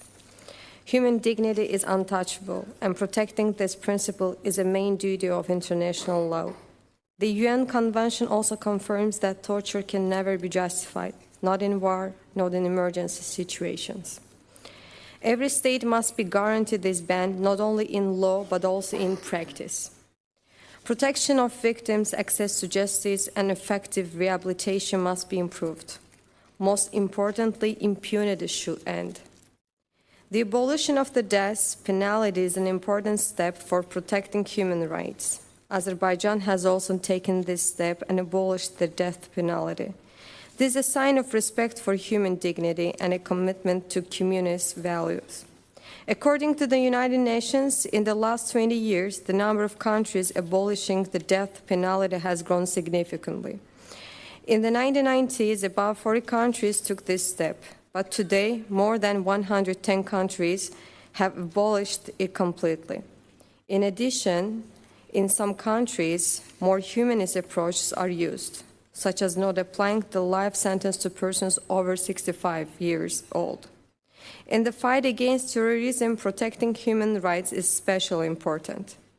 Security measures should not restrict human dignity, but must be balanced with rights and freedom. I believe that protection of human dignity, prevention of torture, and abolishing of the death penalty are interrelated goals. With joint cooperation, we can contribute to build a world free of torture and a more humanist and just future. Thank you. Thank you for your statement. The next speaker is the representative of Azaturt Party. You have the floor. Здравствуйте. Hello, good morning. Thank you for this opportunity. I'm Behomet Mahumaliyev. I represent the Independent Atatürk Party. Today, I would like to share with you the situation with the political prisoners in Kyrgyzstan. In our country, we have already heard the names of Marat Shalbayev, Duman Melkhobayev, Argen Turnjan, Timur Mandabayev, who are the political prisoners. But I'd like to draw your attention to other political prisoners who has been illegally judged by the regime of Nazarbayev and Tokayev, turning them into terrorists and criminals. Those people got long sentences only for the courage to speak the truth and protect their people. So this is Askar Simbay, Kazbek Udarbergenov, Yerzhan Ishimbayev, Mirgulat Murzataylov, Aydar Sizdikov, human rights defender who defended people subjected to the repressions by the regime, and now he's subject of the extraordinary pressure. His wife is on a maternity leave. They have two small children. The younger one is just a toddler, but now the family doesn't have any support. Askar Simbayev is the person who used to help those who were injured during the January protest, and that's why he was charged with the terrorism and put in custody. Kazbek Yermagenov, another example of impunity. He was sentenced to 17 years without any just court. Famous journalist Yerzhan Sulivayev, who is a famous activist, also persecuted by the regime just for their political and civil positions. And there are dozens of such names. Today, I approach to you, European members, European authorities. How can a murderer who made the order to kill people, the murderer who helps Putin kill Ukrainians, how can be called a Democrat? Tokayev is just another minion of Putin, just like Lukashenko. He praises Putin, he praises Stalin and Soviet Union, the one that arranged the genocide against the Asian people. And today Tokayev is making genocide against his own nation. That's why we call for, we ask OSCE to pay attention to that impunity and to condemn the sentences against all political activists and prisoners. We call for not recognizing the regime of Tokayev and to support the fight of the Kazakh nation for democracy and freedom. Thank you for your attention. Thank you for your statement, and thank you for keeping within the 3 minutes limit. The next speaker is the NGO for Equal Rights Educational Center. Thank you, Gania Abrahamian, for Equal Rights. Today, as we discuss the issues of torture and inhuman treatment, I cannot remain silent about the Armenian captives and other detainees still held in Azerbaijan. I cannot but speak about the unbearable pain of the parents who have seen the videos of their sons captured and tortured, and yet their sons are forcibly disappeared. We can only imagine the horrific torture of hundreds of Armenian captives captured since 2020 Even our worst nightmare cannot grasp their sufferings in Baku, where even the Red Cross is banned from documenting the abuses. Meanwhile, Azerbaijani so-called NGOs, gongos, here are talking about peace. Yes, I'm saying gongos, as everyone in this room understands that no organization can truly be independent under Aliyev's regime. Let me be very clear. For our society, for all Armenians, peace is the greatest desire. For the past 5 years, we have lived every single day with the pain and consequences of war. The Armenian side has done everything possible to advance the peace process, agreeing to preconditions, making unprecedented concessions, all for the sake of peace. Azerbaijani gongos here are expressing gratitude to Trump for supporting peace, yet you are disrespecting Trump yourself when on the very next day after the signing of the peace agreement, Aliyev once again voices threats against Armenia's territorial integrity, spoke again about the so-called Zangezur corridor and so-called Western Azerbaijan. Both are direct threats to Armenia's territorial integrity and expansionist plans. Even more, just yesterday in this very hall, a representative of Azerbaijani state institutions claimed that Mehri, a city in southern Armenia. Madam, could I kindly ask you to keep to the topic of today's session?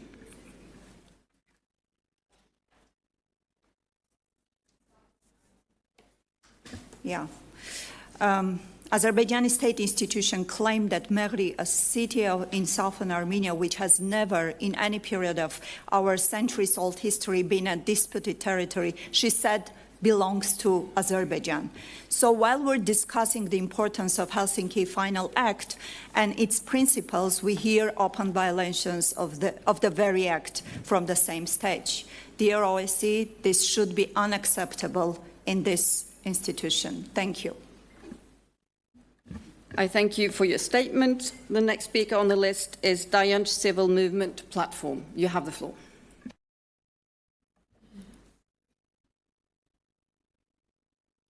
Добрый день, уважаемые Good morning, ladies and gentlemen, dear colleagues and participants. My name is Lala Abdurrahmanova. I represent the human rights platform, a civic movement, Dayanch. I would like to talk about what is necessary for human rights and freedom. In Turkmenistan, all this, the laws, rights and liberties of citizens do not exist anymore. It exists only on paper. The family of Burda Muhamedov made the country their own property. The special services serve them only. The critics of the regime are seen as a crime. Alisher Sakhatov, Abdullah Urusov, civic leaders have been abducted in Turkey and been undercover transported to Turkmenistan. Both countries are members of the Convention Against Torture. However, both countries breach their responsibilities. Families of Sakhat, wife and 4 children, live in fear. This crime has been done when the international community knows about it. Thousands of migrants live in Turkey and other countries without passports and legal status. They cannot work, study, or receive medical help, and they are easy victims of criminals. One of the citizen of Turkmenistan in Turkey was used by recruiters and nearly became a terrorist. This is just one of the examples of thousands. the politics of Turkmenistan makes this its own people without future. We report on tens of similar cases. A family of Simi Muratov, they cannot leave Turkmenistan, although they have legal status in Russia. Lachingin cannot leave to see her husband. Sergei cannot see his family in Russia. All these cases show that the International Covenant on Human Rights is being violated in the country. Today, Diana Dadasheva, Zarina Akhtyamova, mothers of little children, are in danger. They work in at risk of abduction and torture. Diana Dadasheva as well. The 3 minutes are up. Thank you so much for your statement. I encourage everybody to circulate their statements as well. The next speaker is Hoof Global. You have the floor.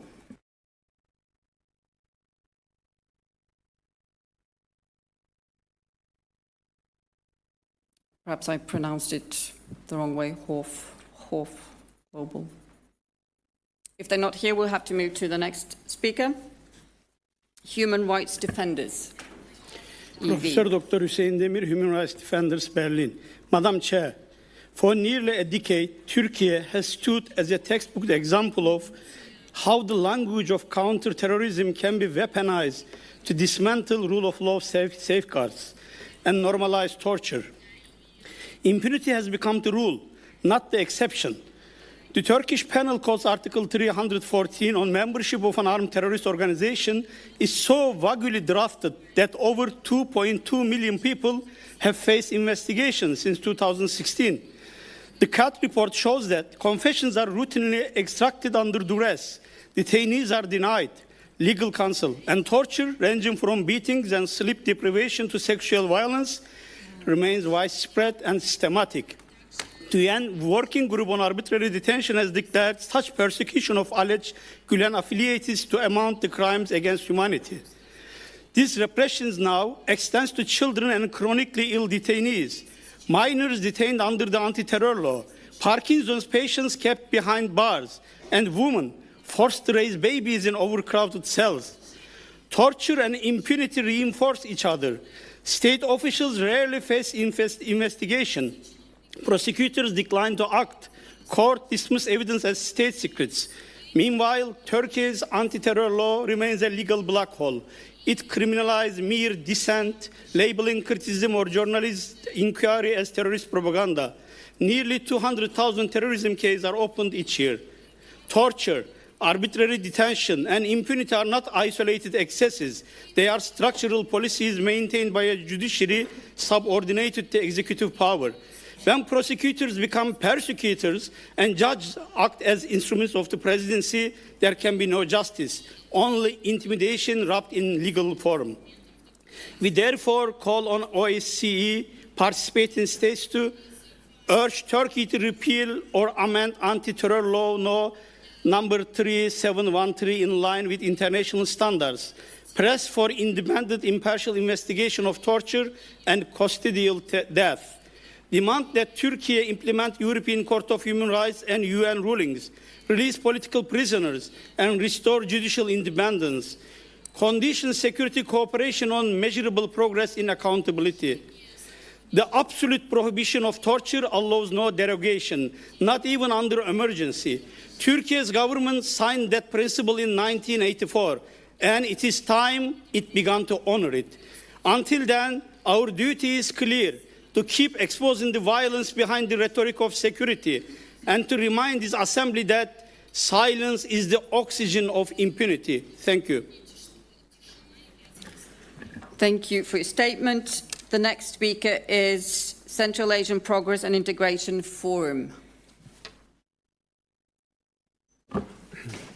Здравствуйте, уважаемый модератор. Hello, dear moderator. I asked my colleague from the Integration Forum and Central Asian Progress. She asked me to substitute her. I represent Uzbekistani NGO, and if you permit, I will say a few words, attracting your attention to some things. Yesterday,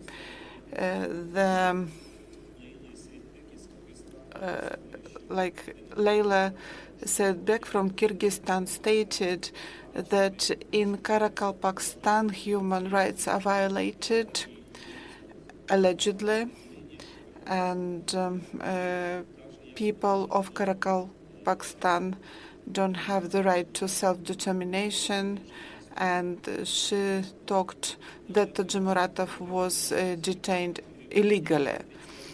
I, as a representative of Karakalpakstan, I'm a person who was born there, grew up there, and I know the situation quite well. I feel part of the region. I would like to tell you that all those statements by Leyla Sedbek, it's all a lie. It's not true. Those allegations are unfounded. Today, in Karakalpakstan, people live in peace with other ethnic minorities.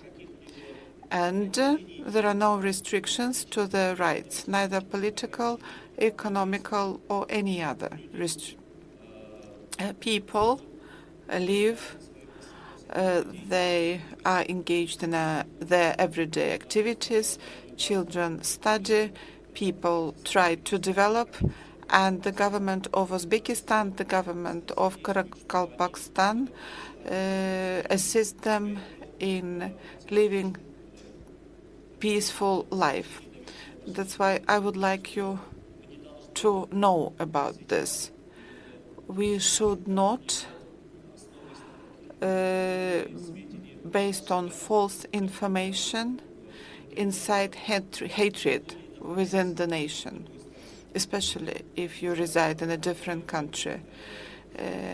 Dear moderator, dear conference participants, I appeal to you, please pay attention to the situation. Karakalpakstan lives in peace, people live in peace, and such statements are inadmissible. Leyla Sedbek herself is being actually is under suspicion of fraud. Thank you. Madam Moderator, dear colleagues, for 4 decades, combating, eliminating, and preventing torture have been the principal objective of the international community. Subsequently, in December 1984, the UN General Assembly adopted the Convention Against Torture and Other Cruel, Inhuman, or Degrading Treatment or Punishment. Since then, the international anti-torture framework has come a long way. It should be recalled that in December 2020, the OSCE Ministerial Council adopted Decision 720 on the prevention and eradication of torture and other cruel, inhuman, or degrading treatment or punishment. Today, the absolute prohibition of torture is the object of legal consensus, recognized as a jus cogens norm. Yet despite these notable advances, the promise of the international prohibition of torture has yet to be fulfilled. Despite the global consensus against torture, we continue to live in a world where those responsible for such acts not only escape punishment, but are in some instances celebrated as heroes within their own communities. Another deeply concerning reality is the growing number of reports of torture and ill treatment of prisoners of war.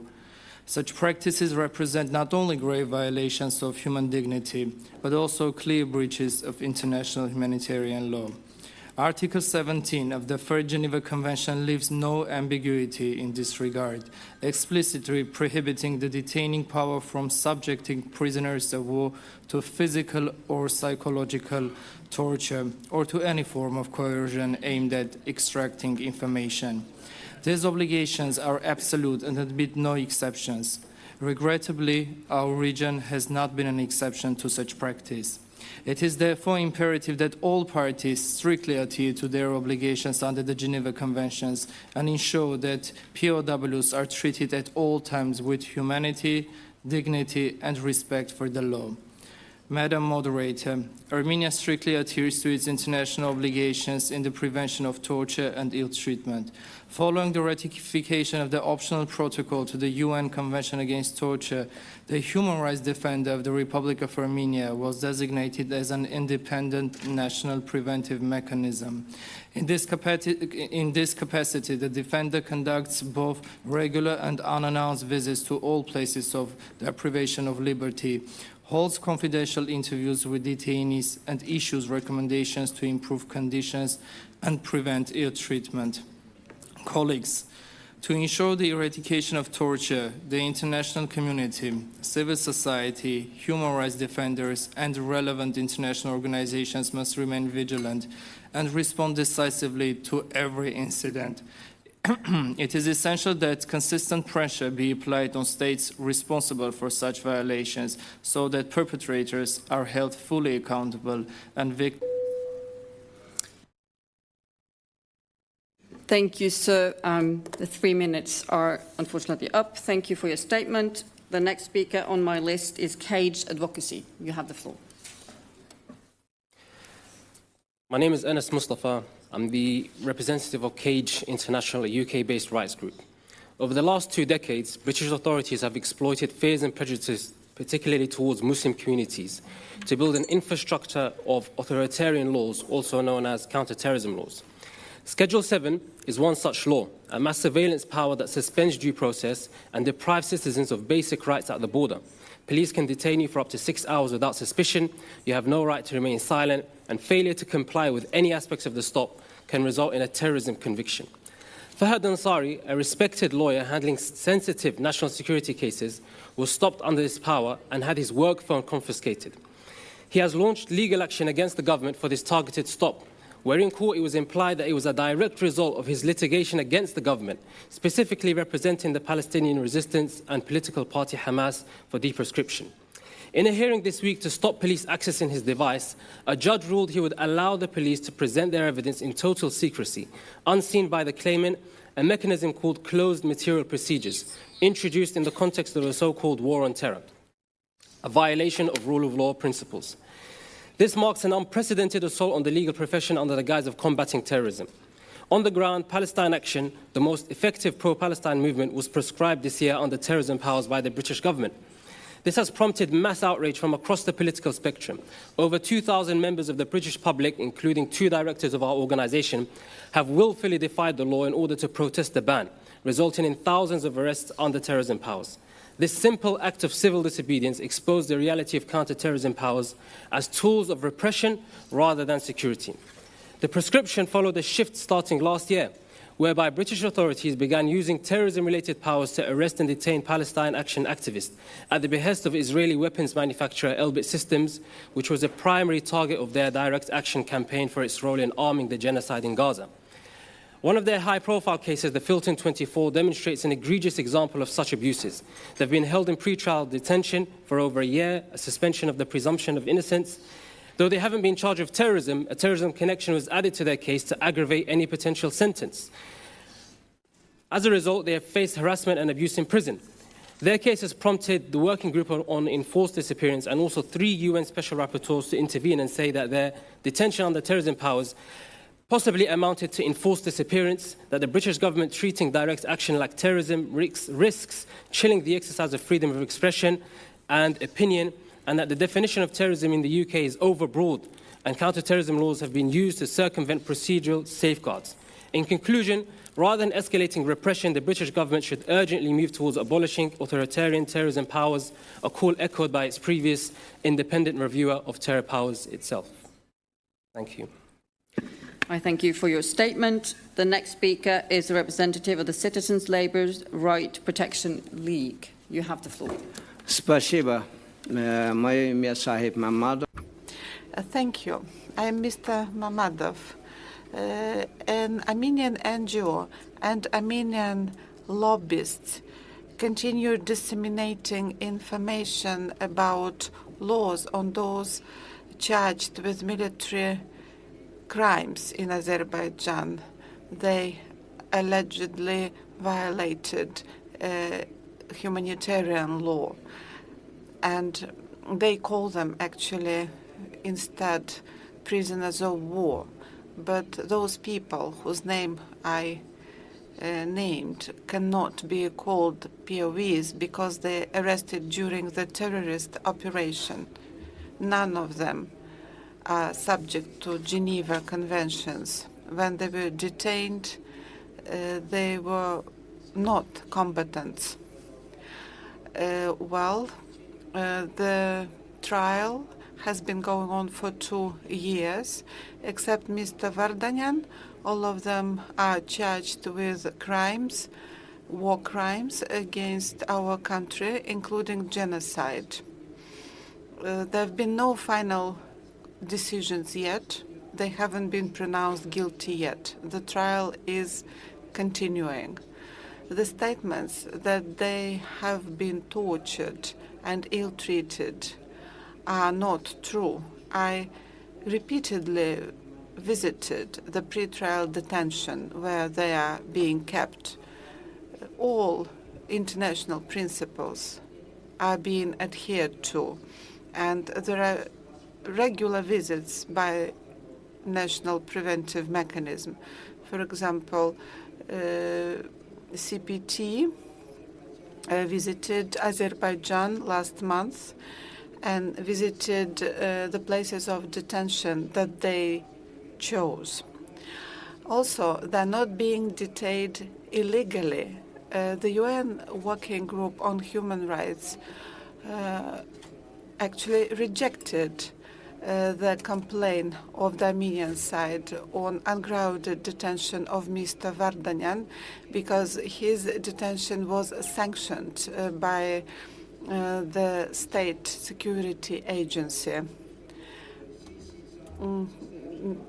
In April and May, actually during the session of the committee, there were many comments on tortures in case of POWs. And they stated that Armenian state has not been able to investigate. The UN committee is concerned with the violations of IHL committed by Armenian military forces in relation to Azerbaijani POWs and civilians. Thank you for your statement. We have to move on to the next speaker, which is the Armenian National Committee of America, Western Region. You have the floor.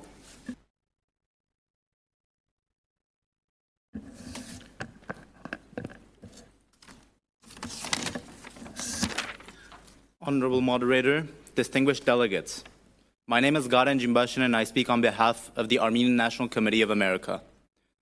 Today, as we discuss the prevention of torture and the protection of human rights, I have the humble privilege to put to rest all the nefarious and outright false statements made by my colleague.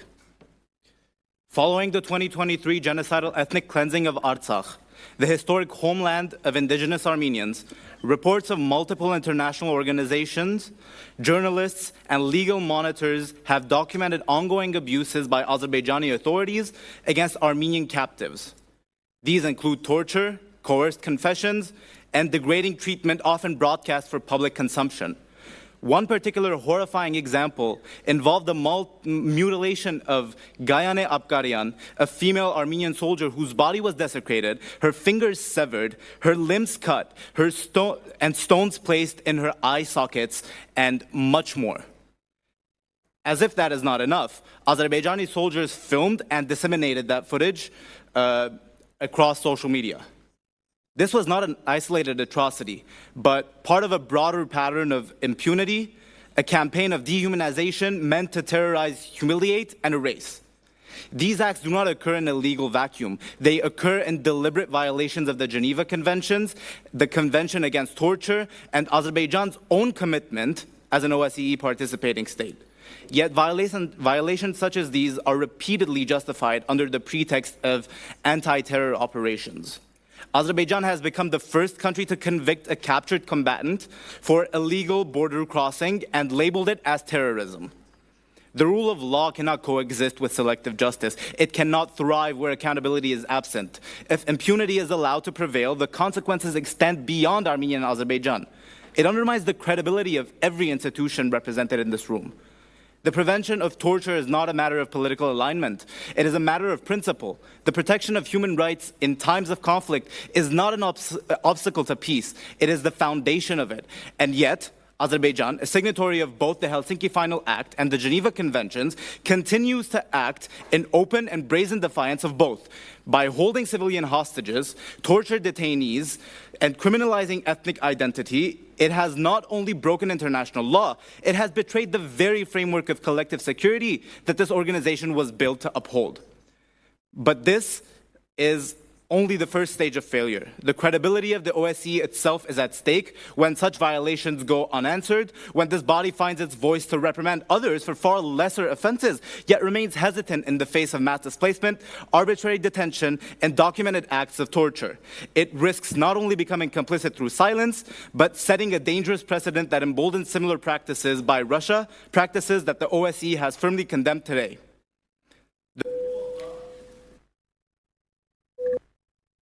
I thank you, sir, for your statement.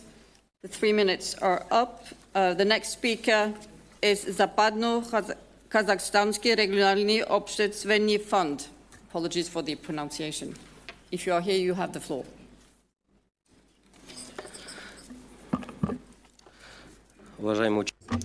Dear colleagues, participants, participating countries of DEAR and OSCE, I represent the Whdc Fund in Kazakhstan.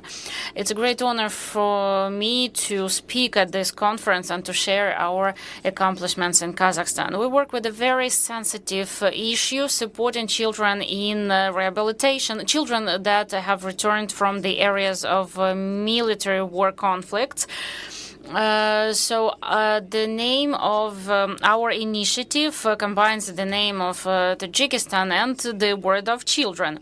We work with children who returned. They were little when they returned from those war areas, and now they're teenagers, and it's very important to help them gain their national identity and feel that they are part of the society so that they are able to build their future. Our foundation cooperates with another one, and we make such historic camps in different historical regions and cities of our country. Turkestan is a cultural heart of our country. That's where we have the symbol of tolerance and spirituality. We chose this city because it inspires, unites, and helps children feel they are part of their history, of their culture and traditions. They take part in different workshops there. They take part in different psychological conversations and group work. We see that they gain that interest to get knowledge. To us, identity, national identity, is not just the language or culture, but it's this inner stamina that helps people remain what they are in any conditions. We also recommend that the Kazakhstan government considers our experience when making the programs for repatriant children. We are ready to provide whole support to the organizations that will implement similar initiatives. Our main goal is for the project not only to function, but to survive and to be stable, because this will influence the prevention of radical extremist attitudes. We believe that working with children is what brings us the bright future. And let me end with my gratitude to the OSCE in Kazakhstan for the support in coming here. Thank you for your attention. Thank you for your statement. The next speaker is Crude Accountability. You have the floor. Thank you, Madam Moderator. Dear colleagues, my name is Kate Waters. I'm the Executive Director of Crude Accountability. This year marks the 5-year anniversary of OSCE Decision 720, which recognized that enforced disappearances constitute torture. We celebrate this decision and urge the OSCE to uphold its provisions in all participating states. Since February 2025, the U.S. Customs and Border Control and Immigration and Customs Enforcement, also known as ICE, have forcibly disappeared or placed in incommunicado detention more than 1,000 people. This is occurring in response to President Trump's executive orders to remove migrants from the United States, deporting them to the country from which they departed and sometimes to third countries. Some of these individuals are held incommunicado or disappeared in facilities inside the United States or at black sites, others of them in other countries, and still others are lost in the system. This is a gross violation of their human rights, and it is in violation not only of Decision 720, but also numerous international human rights norms and standards. Research shows that conditions in ICE holding facilities are cruel, inhuman, and degrading. These facilities include Fed 26, an ICE holding center in New York City, where detainees are held in unsanitary and overcrowded conditions for days or longer, exceeding the allowable amount of time to be held in temporary holding cells. They're denied access to confidential communication with legal counsel, medical treatment, access to sanitary conditions, and are often forced to sleep on concrete floors, at times in seated positions, because the cells are so crowded. At Alligator Alcatraz, another ICE holding facility in the swamps of the Florida Everglades, which was temporarily closed but reopened by court decision, hundreds of prisoners have disappeared from ICE's administrative system, effectively denying them due process. Journalists report appalling conditions at Alligator Alcatraz, including the shackling of prisoners, unsanitary conditions, including overflowing sewage systems, and exposure to extreme heat and humidity. These are just two facilities where cruel and inhuman treatment is rampant, but violations are occurring throughout the United States. ICE agents, their faces masked, carrying weapons and wearing body armor, patrol American communities, detaining men, women, and children as they go about their daily lives in places of worship, at school, work, in their homes, and on the street for arrest and deportation. Most of these people have no criminal record. Many of them have lived for decades in the United States. Some of them are actually U.S. citizens, and all of them deserve and are entitled to basic humanity and observation of and respect for their basic human rights. We call on the OSCE and all participating states to uphold the Helsinki Principles and Decision 720 for all participating states, ensuring that torture, inhumane conditions, and enforced disappearances are not tolerated in any member state. Thank you. I thank you for your statement. The next speaker is Kakamurad Khudorov. You have the floor. Thank you, Madam Chairperson, esteemed colleagues. Thank you in advance for your patience. So, I am here to pass free truth opinion about OCCA from occasional Turkmen people. First opinion, they think useless organization. Why? If you go into website Ashgabat branch, you just seen illusion jobs. OCCA during 26 years in Ashgabat doesn't have real achievement. People asking, how many staff, local staff, graduated in university, especially in legal fields? Second opinion, organization created for ex-EU civilians were laundering money. Why they came for this opinion? Because recently happened events in Ashgabat. People doesn't find any expenses about these events in Ashgabat websites and also OCCA websites as well. And also people thinking, official Ashgabat organized this conference to make a legal dictatorship and OCCA supporting them. Third opinion, EU and OCCA thinks about Central Asian people like a second class. Why? Arrest Karamurza, Yashin, Tikhanovsky, and other activists, Russia, Belarusian, had a widely resonance. But bloodshed in Karakalpakstan, enforces disappearance, civil activists, Tajikistan, Turkmenistan, deafening silence. Why people came for this opinion? And they also... Sir, I will ask you to focus on the topic.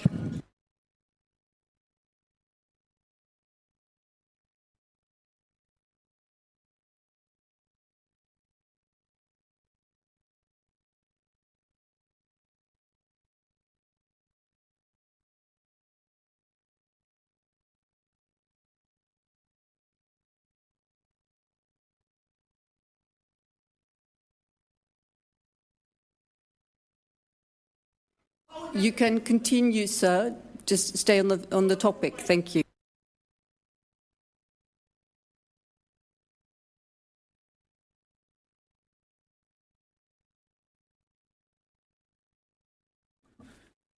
You didn't want to hear my proposals for Turkmen people.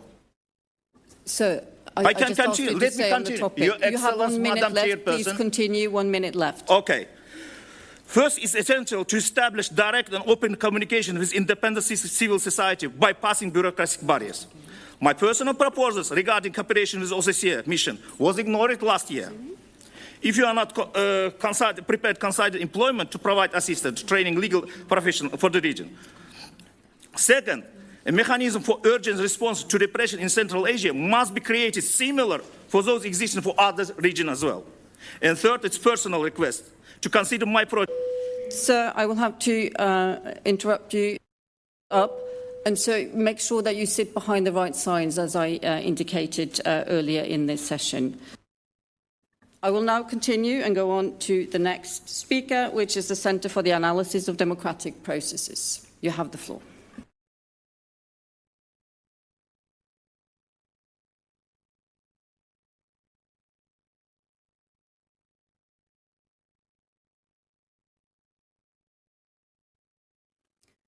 The Centre for Analysis of Democratic Processes, are you here?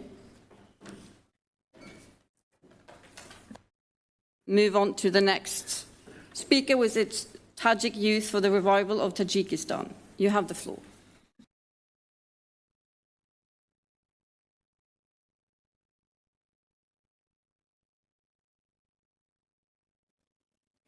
Anyone from Tajik Youth for the Revival of Tajikistan? Continue to the Public Foundation of Arrukhak.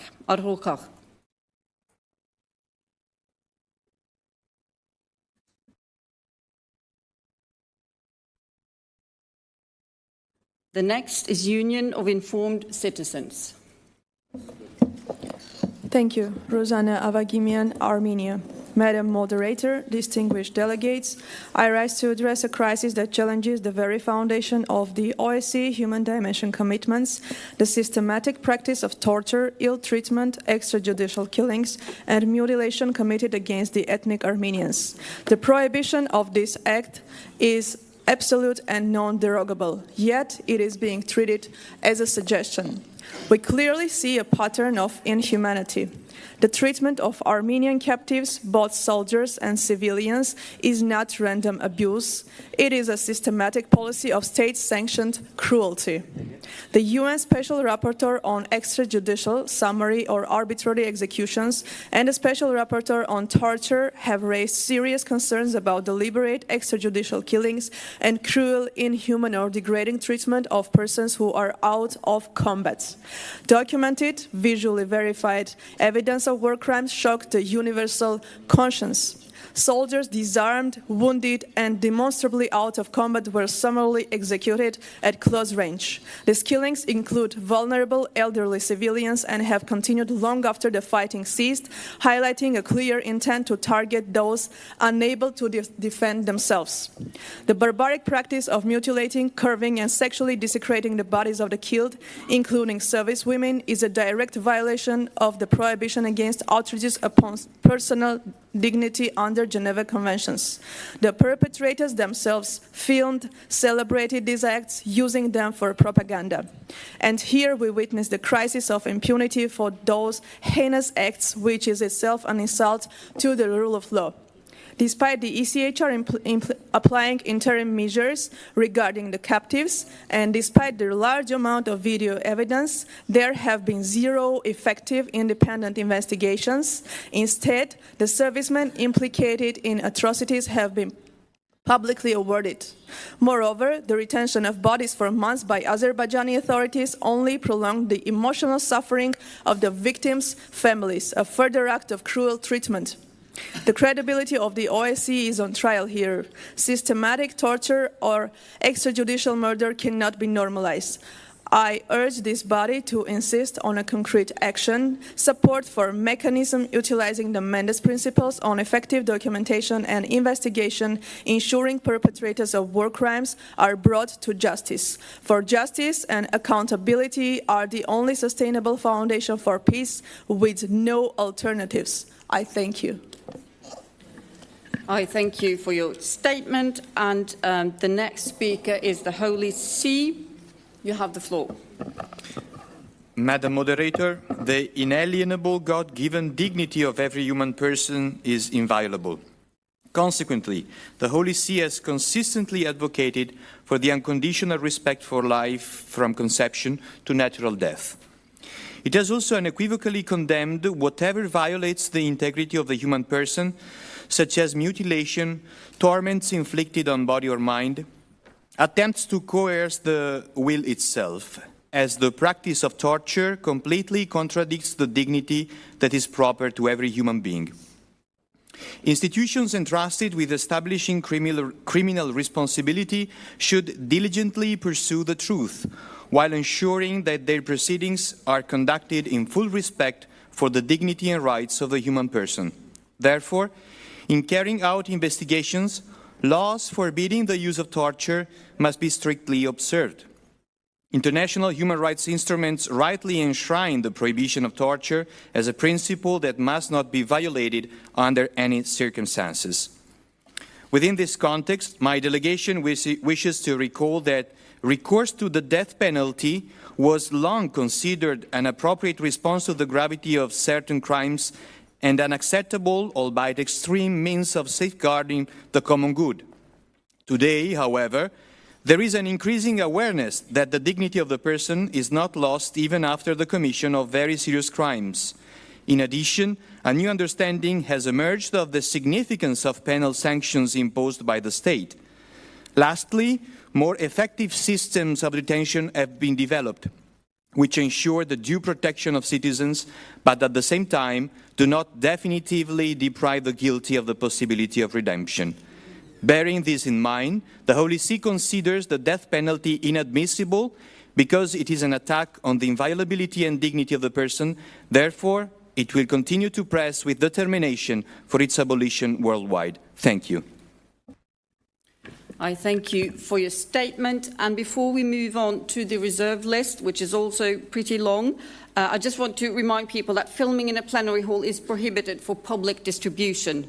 So all participants may film for personal use only if agreed in advance with the person taking the floor.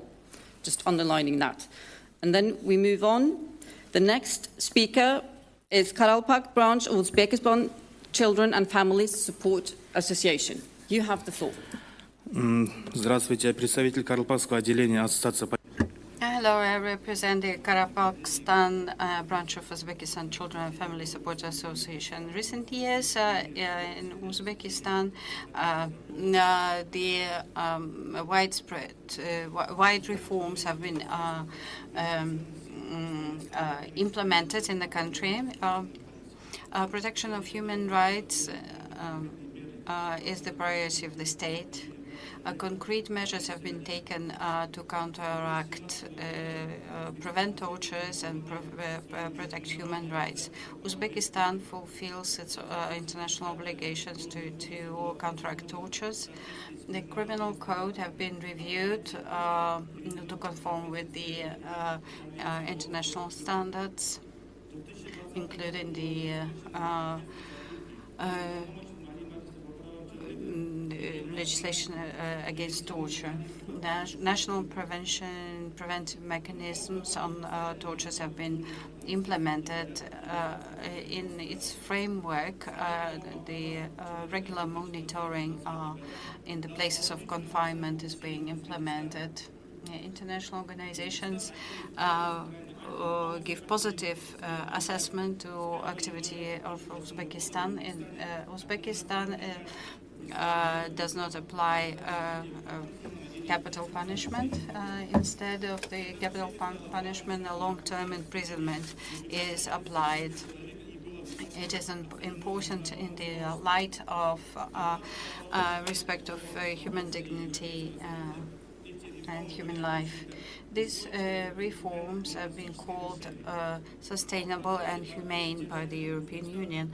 In the sphere of fighting with terrorism, Uzbekistan manages to keep a balance between safety, security, and human rights. The legislation to counteract extremism have been implemented. Uzbekistan reintegrated people excluded from the list of extremists. They received psychological and social assistance. Fight with terrorism complies with the international standards. The transparency of judiciary is provided. There is a full access to the legal assistance. Thank you very much for your attention. For your statement. The next speaker is Free Dagestan. You have the floor. Добрый день. Good morning. I represent the Free Dagestan organization fighting for the independence of Dagestan.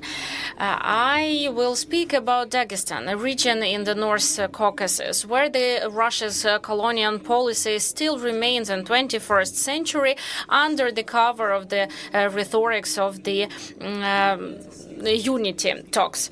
This independence is the result of the historical processes while Dagestan lost its independence. Dagestan was not voluntarily a part of Russia neither in 19th nor in 20th century. Since 1991, when being part of the Russian Federation, Dagestan's official name is the Republic of Dagestan, but in fact this is just a province without any rights, without the possibility to influence any decisions, and any attempts to speak about the independence are treated as the terrorism. And this is a well built up mechanism of ideological filter sorting out the actions of the officials. The religious people, the activists are subject to arrest or assassination. Any forms of protests or clashes against the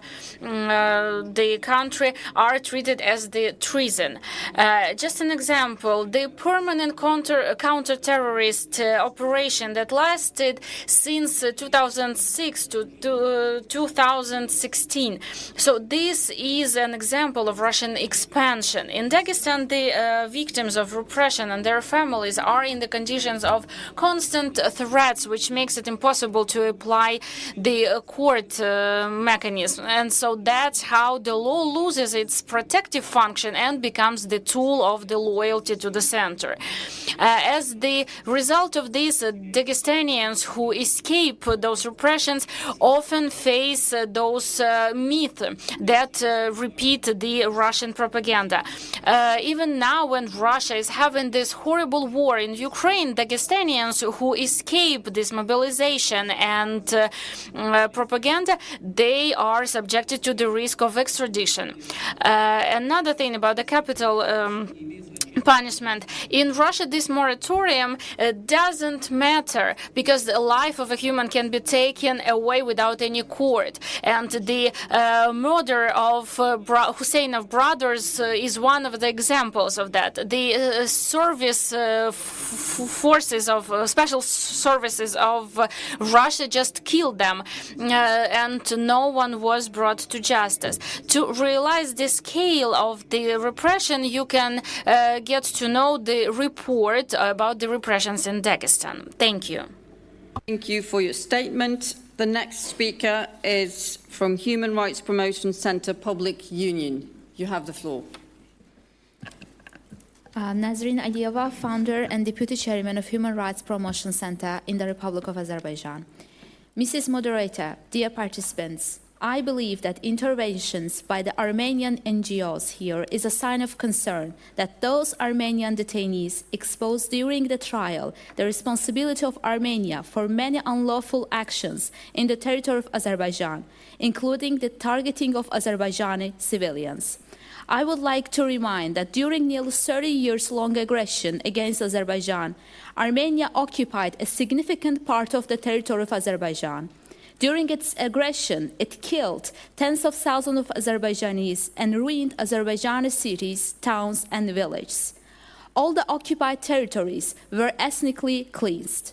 Also, almost 300,000 Azerbaijanis were brutally expelled from Armenia, where they lived for centuries. Armed forces of Armenia tortured and treated inhumanly Azerbaijani prisoners of war and hostages. About 4,000 Azerbaijanis are still missing persons.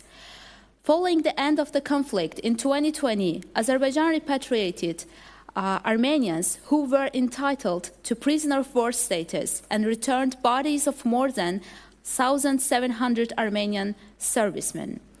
The Armenian so-called detainees who remain in Azerbaijan are charged with serious offenses that I mentioned.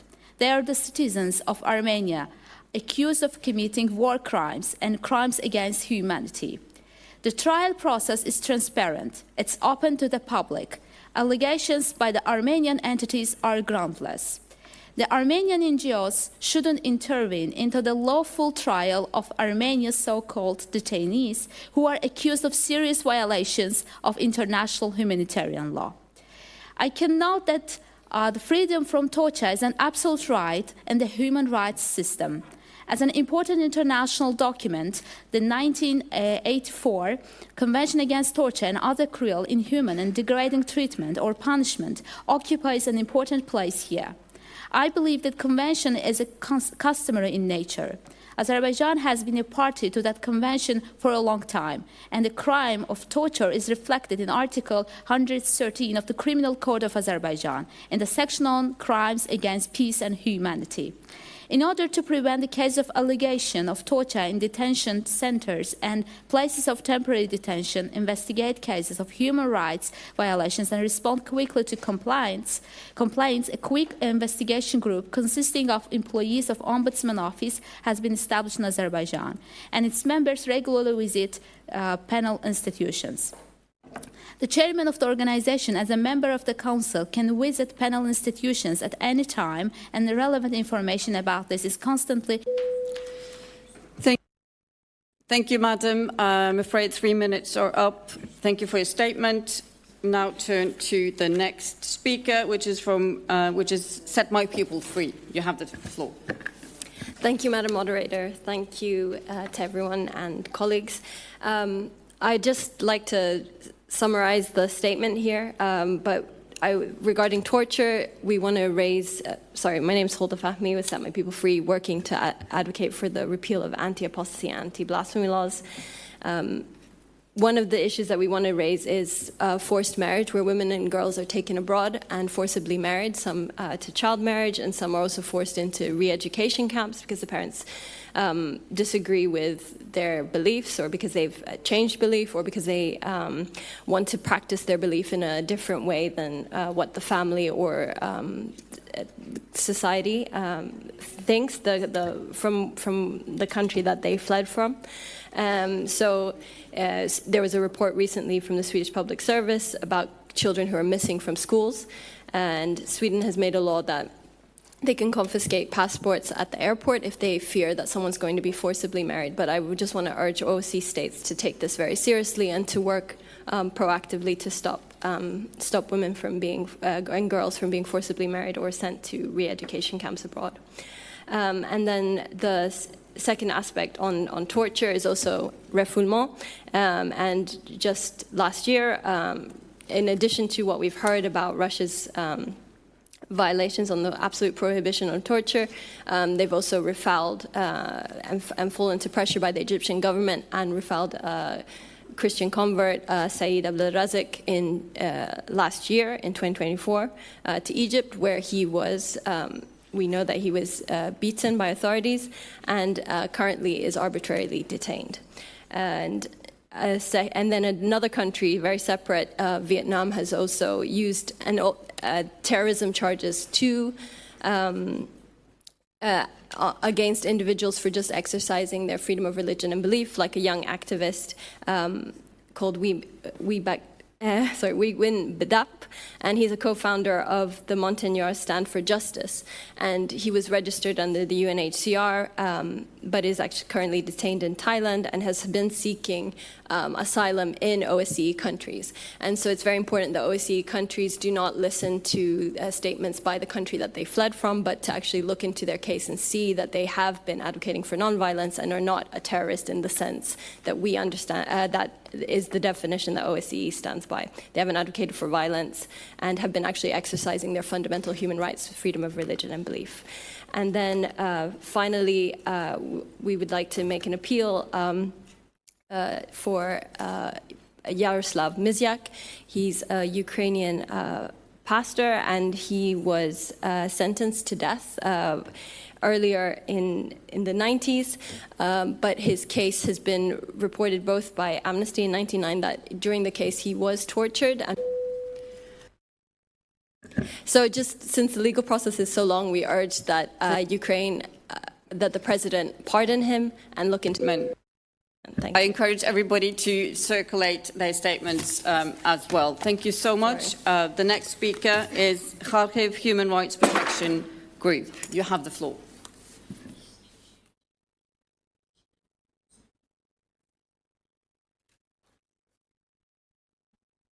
Are you here? Kharkiv Human Rights Protection Group? If not, we will go on.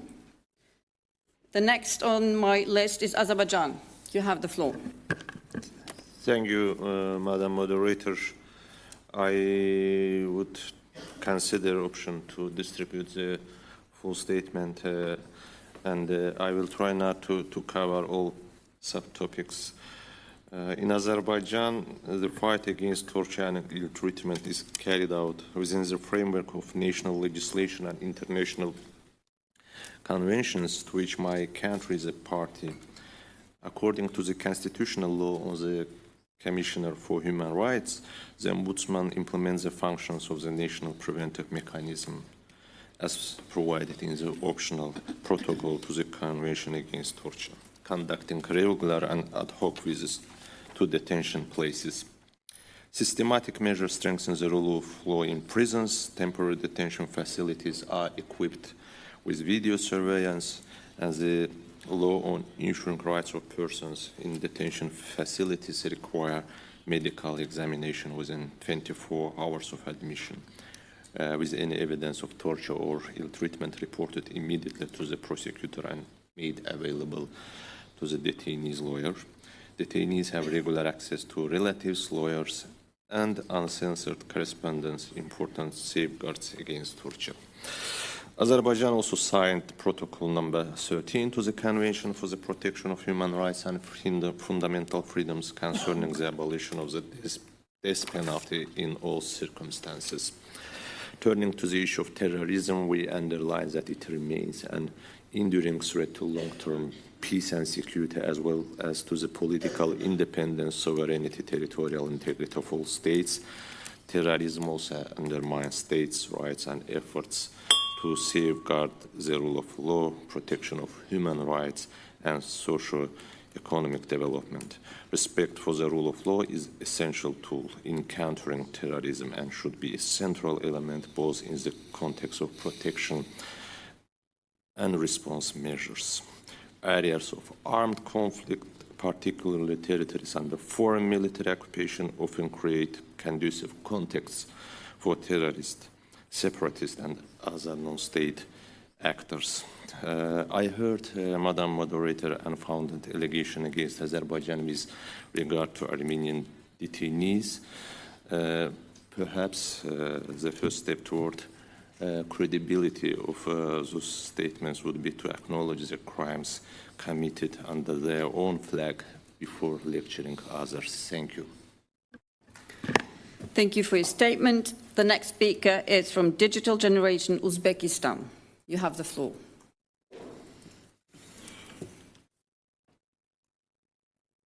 There's no one here from Digital Generation Uzbekistan? Then I move on to Helsinki Foundation for Human Rights. You have the floor. Thank you, Madam Moderator.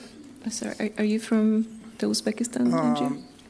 23 октября On October 23 in Turkey, in Ankara, there will be a constitutional court trial about two Turkmeni bloggers. Unfortunately, they disappeared after they left the deportation center. We had many requests on behalf of NGOs, lawyers, the wife of Mr. Sahatov, but Turkish authorities have not responded. They turned to the prosecutor's office, to the police, to the migration service, but still they were not taken into account. Turkish law enforcement bodies refuse to consider those cases properly. Well, people are missing. They disappeared from the Turkish territory. Such disappearance became a practice. Digital Generation Uzbekistan. No, from Helsinki. Okay, sorry. No, I am from Helsinki Foundation for Human Rights. I'm very sorry. закон Турции об Turkish law on foreigners and international protection states. The floor was given to the Helsinki Foundation for Human Rights. Apologies. You have the floor, Helsinki Foundation for Human Rights. It's the Polish Helsinki Foundation for Human Rights. Maybe we have a... Yes, thank you. Okay. Madam Moderator, can I be given yes, the you're full given time? the floor. Thank Apologies. You. Thank you. My name is Elena Vasilev from Helsinki Foundation for Human Rights in Poland. And as a Polish human rights NGO, we would like to focus on Poland's particular role in ensuring that perpetrators of torture are punished and the victims and survivors receive justice. Because of its proximity to Ukraine, Poland has received millions of displaced people from Ukraine following the ongoing military invasion of the Russian Federation. Many are survivors of torture and other grave violations of international law. They face physical injuries and psychological trauma. In neighboring Belarus, torture and repression also continue under the current regime, which supports Russia's military aggression against Ukraine. Many survivors from Belarus have fled to Poland in search of safety. Since 2022, the Polish prosecutors have been investigating international crimes linked to Russia's full-scale invasion of Ukraine. Nearly 3,000 witnesses, many of them refugees and survivors of torture, have already been interviewed. Unfortunately, to date, the investigation has been complementary in nature. It means that it's limited to supporting the proceedings before Ukrainian courts and the ICC, the International Criminal Court.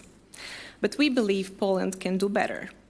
Under the principle of universal jurisdiction, Poland can investigate and prosecute international crimes committed in Ukraine, Belarus, and elsewhere. Under this principle, states may and indeed should initiate criminal proceedings against perpetrators of the most serious international crimes, regardless of where they were committed. This includes acts of torture. Applying this principle effectively would allow Poland to meet its OSCE commitments. It would also reflect the values that Poland has repeatedly affirmed within the international community, including in this venue. And it would bring justice and hope to the survivors. To make these obligations real, we call for concrete steps. First, establish and properly resource a dedicated unit within the National Prosecutor's Office to investigate crimes under international law, including acts of torture. Second, ensure the effective use of universal jurisdiction. The provisions of the Polish Criminal Code permit it, but they have not yet been applied despite many expert discussions and legal opinions. And third, but not least, guarantee the rights of victims and survivors, ensure they have access to medical and psychological rehabilitation. For more detailed recommendation, we refer you to our written submission. Thank you. I thank you for your statement. The next speaker on my list is Protection of Rights Without Borders. Thank you, Madam Moderator. My name is Asmi Karutinyan, and I represent the NGO Protection of Rights Without Borders from Armenia. The national legislation in Armenia prohibits torture and inhuman degrading treatment. However, the practice in this regard remains concerning. There is evidence indicating trend of ill treatment by police, both in police departments and vehicles, during mass protests and during apprehension. A key issue is the lack of accountability at multiple levels. Despite the initiation of several criminal cases, investigation into such cases remains insufficient. Concerns about the protection of individuals from torture and ill treatment extend beyond Armenia's domestic context and have also been raised in relation to Armenian prisoners of war held by Azerbaijan in connection with the Nagorno-Karabakh conflict.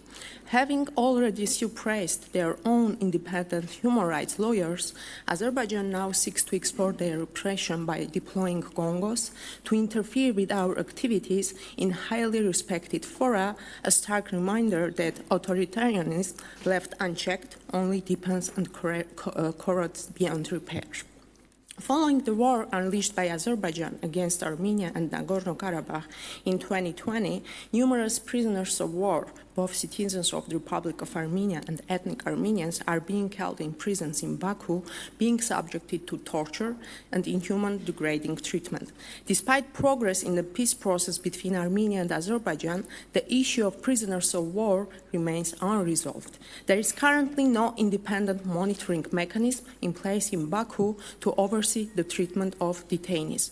Furthermore, Armenia has come under pressure and without any consultation with human rights community and victims, the government agreed to withdraw the interstate cases before ECHR and UNICG against Azerbaijan as condition of peace process, which risks to leave the victims of torture without justice and foster the climate of impunity for torture and other grave violations.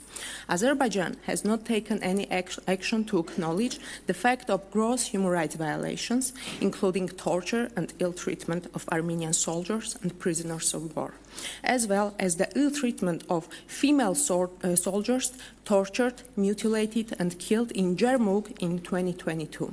Azerbaijan has not taken any action to investigate them and hold the perpetrators accountable. Withdrawing interstate complaints will result in absolute impunity for such violations and crimes committed by Azerbaijan and lead to the commission of new violations. Armenia is committed to peace. However, without justice, there can be no sustainable peace between the two countries. Taking into consideration the presented concerns, we urge the human rights organizations and delegations present here to take immediate action and call Azerbaijan authorities to immediately release. I thank you for your statement, Madam. And we move on to the next on the list, which is Political Movement Group 24. You have the floor. Здравствуйте. Good afternoon. I represent the political movement group 24. On behalf of our group, let me just draw your attention to the situation in Tajikistan, where we have the systematic violation of human rights, referring to three key elements of today's agenda: torture, death penalty, and terrorism, fighting terrorism. Torture remains the main tool of fighting activists. Only this year, over 10 persons died in custody, and none of those cases was properly investigated. The people in custody who are also have some illnesses, they are deprived of medical care in disregard of international norms. Formally, we have the moratorium for death penalty, but the authorities implement that kind of penalty through forcing people in custody to kill themselves. And in 2015, our leader, Marlik Kuvatov, along with other opponents, were subject to assassinations, and this shows that such events have become the part of the strategy of our government. Thousands of our nationals are subject to persecution only because they do not agree with the regime. And this fighting with the extremism is used for suppressing those who think differently. Our movement believes it's important to state that the international community should fight for independent investigation of the deaths and impose sanctions against those accountable for those repressions. Those people should have restricted access to their finances, to their grants. They should be banned from entering US or Europe. Group 24 confirms its readiness to cooperate with international organizations on protection of human rights, on bringing those guilty to accountability. Thank you for your attention. I thank you for your statement. The next speaker and the last on this list, most probably because we need some time to get back to our panelists, is the representative of Barkador Hayat. You have the floor. If there's no one from there, then the next is Institute for Reporters' Freedom and Safety. You have the floor. Thank you, Madam Moderator. We are deeply alarmed by widespread use of torture and ill-treatment against journalists, activists, and human rights defenders in Azerbaijan. These acts are not isolated incidents, but part of the broader pattern of repressions against independent voices in my country. Those detained for their journalistic work or human rights activities are being held in life treatment conditions. They are facing both physical torture and psychological abuse, including threats of violence against their family. One of the most horrifying examples is the case of Bakhtiyar Hajiev, human rights defender who was abducted, brutally beaten, and humiliated. Imagine, law enforcement officers urinated on him as an act of deterioration and revenge for his activism and recorded everything on video camera. The authorities have also arrested Fikret Jafarli recently, the head of the Center for Investigation of Torture, just before visit of the European Committee Against Torture to Azerbaijan, and another Rufat Safarov, prominent human rights defenders who was arrested in December 2024 for exposing serious torture cases. Their detentions represent an attempt to silence those who monitor and report on state abuse.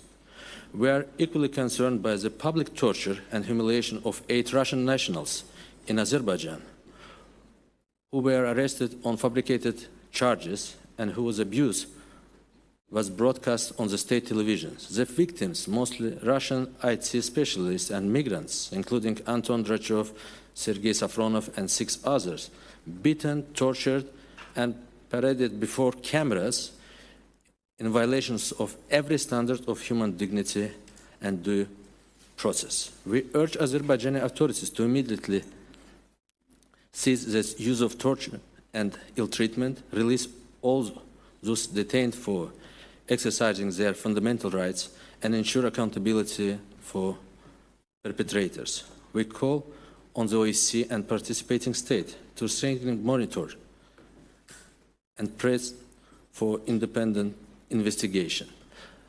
I would like to also add another important cases of our colleagues who was recently arrested in Azerbaijan. It's prominent human rights defender Anar Mamadli and Bashir Suleimanli. Both of them also collected data regarding electoral violations, and they're also collected and distributed monitors and do monitoring related with this case of tortures, which is continued in Azerbaijan systematically. And we would like to highlight, especially we have like dozens of victims, and unfortunately, Office of Ombudsperson never even during their existence accept. Thank you, sir, for your statement. We're drawing towards a close, and I still want to give the floor back to our distinguished panelists for some reflections on the very rich discussions and interventions and statements that we've had here today. We also have 2 rights of replies after that. So without further ado, I will now go to Gushkin and give you some final remarks. But we have 5 minutes still to talk. Today is the second day when I'm 56 one. When I was registering the first one, I'm 56 one. So I don't know about that, but I have to give the floor back to the panelists. My deadline is 1 o'clock. Thank you. This is a strange thing. I'm a neutral. Well,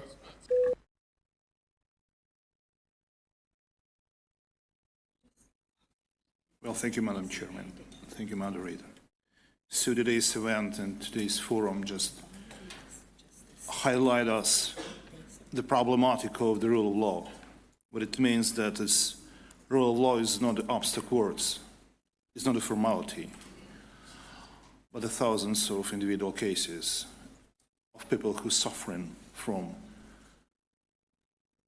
torture, from disgrace, from inhuman treatment, from sexual and gender-based violence, especially conflict-related, from arbitrary detention, from enforced disappearance, from violations of the right of a fair trial, and last but not least, from a right to be alive. And I'm currently encourage you to go further in ensuring the principle of rule of law in your particular countries, and remind all of us that the rule of law is nothing without accountability. And I kindly remind you that is today and yesterday and today, a person who just got a warrant arrest from the ICC is visiting without any kind of circumstances to a state party of their own statute. Thank you very much, and I give the floor for your moderator. Thank you so much, Dr. Gushin, for those words. I now pass the floor directly to you, Slavica Dimitrievska. Thank you, Madam Chair. Ladies and gentlemen, it was really a privilege to be today here with you and to listen, to have the opportunity to listen to all your presentations, talking about the prohibition of torture from one side and still the presence of torture on another. I thereby would like to call upon the states to abide to the international conventions they have signed and ratified, where the prohibition of torture is absolutely prohibited, and at the same time to simply respect the human rights of all persons. At the same time, I would like to support and urge the civil society organizations and the national human rights institutions to keep up the good work and continue alert the international community about cases of torture and ill treatment. Also, I would like to urge them to reach their peers so that their voice can reach further. Thank you so much. Thank you so much to both of you. Thank you to everybody who has taken the floor. I know that many of you feel you haven't said all. Some of you have not been able to take the floor because we're now very close to 1 o'clock. I do encourage you to upload your statements. They will be read. And I wish you very fruitful conference ahead. We really appreciated this discussion. Thank you. And have a good afternoon.